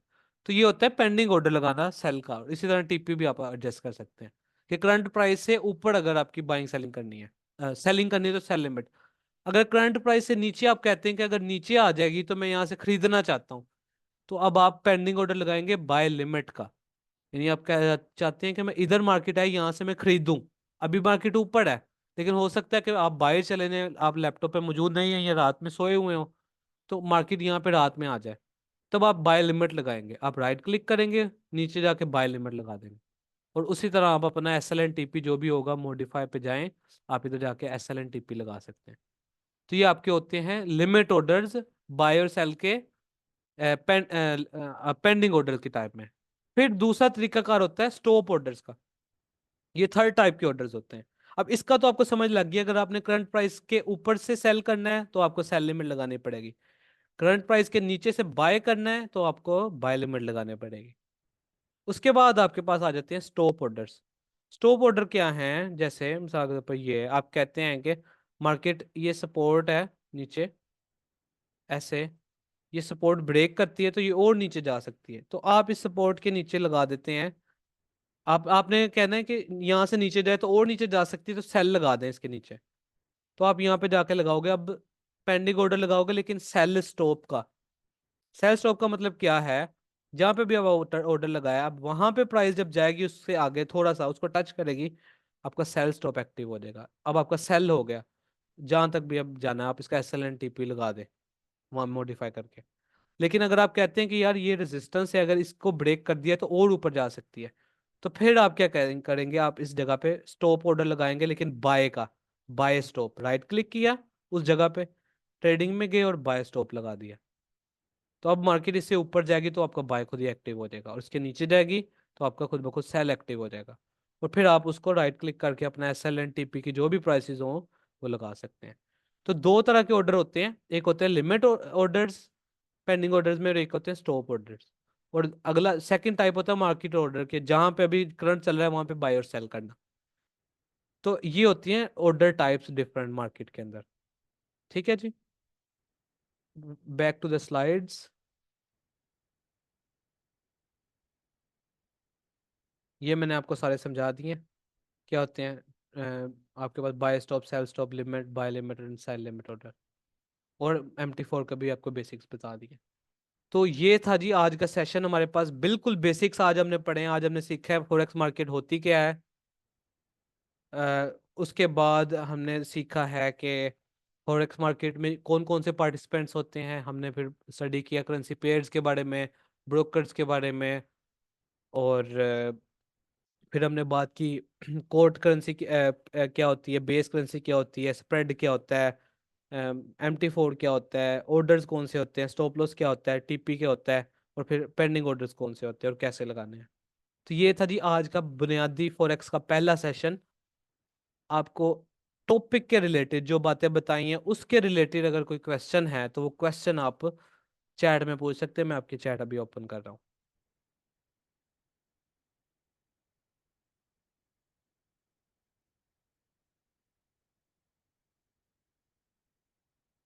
शकील अहमद, ये लीगल ही है ओवरऑल, और ब्रोकर का ना मैं आपको बाद में बताऊंगा। ठीक है, ब्रोकर का मैं आपको कुछ साथ साथ बताता जाऊंगा। फिलहाल जो टॉपिक हमने है ना कंप्लीट किया आज, उसके बारे में कोई क्वेश्चन है तो पूछ सकते हैं आप। आपको रिकॉर्डिंग सारी मिल जाएगी ना, क्या नाम है, मोहम्मद कासिम, आपको सारी रिकॉर्डिंग मिल जाएगी, उसमें सारी स्लाइड्स हैं, हर चीज़ है उसी के अंदर ही है, वीडियो के। ठीक है, अब्दुल रज़ाक आपका क्वेश्चन क्या है, आप टाइप अगर कर सकते हैं तो टाइप कर दें। टॉपिक के रिलेटेड क्वेश्चन ही है आपका जो आज पढ़ा है हमने।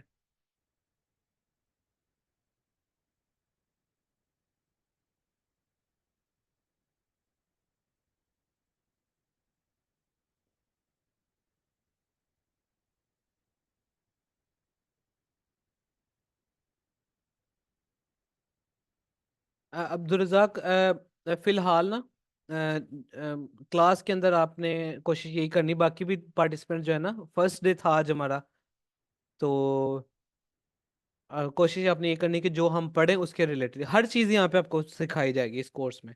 तो जो भी आपका जब सवाल होगा ना, वो टॉपिक जब आएगा आप उसके मुतालिक बेशक फिर आप आधा घंटा क्वेश्चन पूछते रहें, लेकिन उस टॉपिक के रिलेटेड होने चाहिए, क्योंकि फिर डिस्ट्रैक्ट हो जाते हैं, इधर से उधर निकल जाती है बात, तो फिर सारा समझ जो आ रही होती है वो भी खराब हो जाता है। अच्छा जी, समझ आई है जी आप लोगों को? क्लियर है बातें जो हमने की हैं? कुछ समझ समझ आई है? कैसा रहा सेशन, बताएं।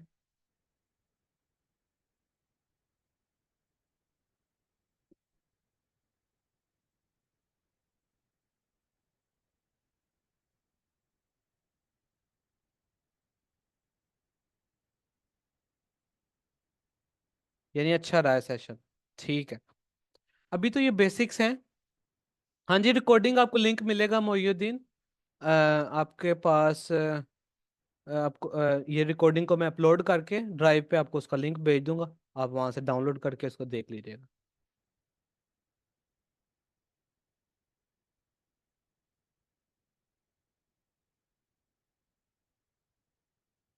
मोहम्मद कासिम, आप इसको एक्सप्लोर करें ना, MT4 को सब लोग अब जो न्यू है जिनके पास नहीं है ना, वो इंस्टॉल करें। आपको मिल जाएगा, कल तक मिल जाएगी।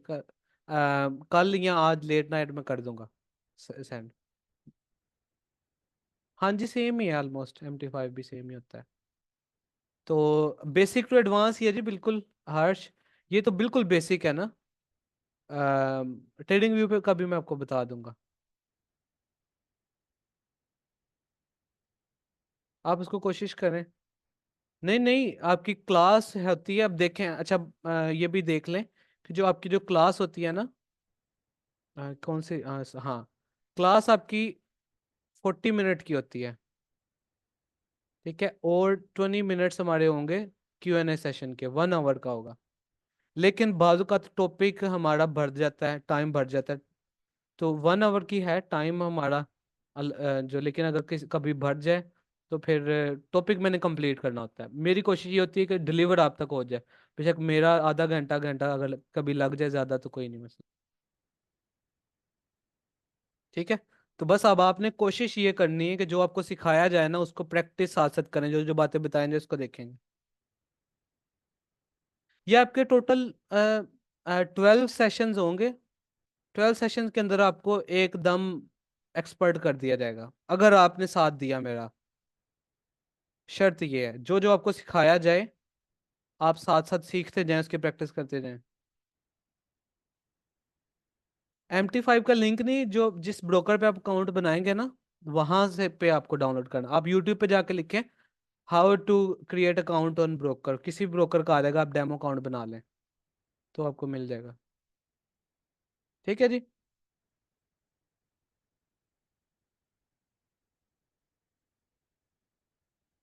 इधर ही है जी, कॉल पे नहीं, यहाँ पर ही आपके पास। नेक्स्ट क्लास टुमारो है। ठीक है, आपको अपडेट कर दिया जाएगा हमेशा। जिस दिन भी क्लास होगी ना, यूजुअली हमारा Monday, Wednesday and Friday, in 3 days को इसी टाइम पे क्लासेस हुआ करेंगे। जब कभी लेट हो जाए क्लास या कोई इशू हो तो मैं आपको पहले अपडेट कर दिया करूंगा।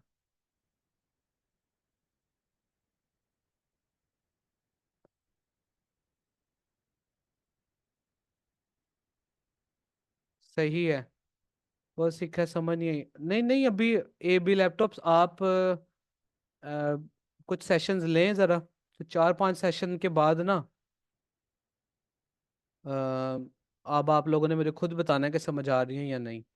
मैंने नहीं पूछना, आपने खुद बताना है कि अब समझ आ रही है या नहीं आ रही। ठीक है। चलिए जी, फिर आज का सेशन नंबर यार, हार्श नोट अलाउड। आपका जो क्वेश्चन हो आप इधर करें, टॉपिक के रिलेटेड जितने मर्जी क्वेश्चन हो। ठीक है। ठीक है, अभी AB लैपटॉप्स आपने जहाँ पे किया है वो सारे छोड़ें। बस अब आप, हाँ, एक और चीज़ आपने याद रखनी है, इंपॉर्टेंट बात। जो चीज़ें मैं यहाँ पे अब बता रहा हूँ होगा आपने पुराना, जो कुछ आप स्ट्रक्चर के बारे में जानते हैं, जो कुछ आप ऑर्डर ब्लॉक्स के बारे में जानते हैं, जो कुछ भी है उसको डिलीट कर दें, फिलहाल अपने जहन से निकाल दें कि वो है ही नहीं। अब आपने जो चीज़ मैं बताऊंगा उसको देखना है, और उसके ऊपर मुझे ट्रेड करके मार्केट में जाके चेक करके मुझे आपने बताना है जो हमने बात की क्या वही हो रहा है या नहीं। बाकी सब कुछ छोड़ दें, जो अब आपने यूट्यूब पे देखा है, कहीं से कोर्स किए हैं, जो कुछ भी देखा है। Yes, I will send the recording, Rishika Gupta. Alright, चलें ji, thanks everyone for tuning in and thank you ji, and I'll see you in the next one. Bye.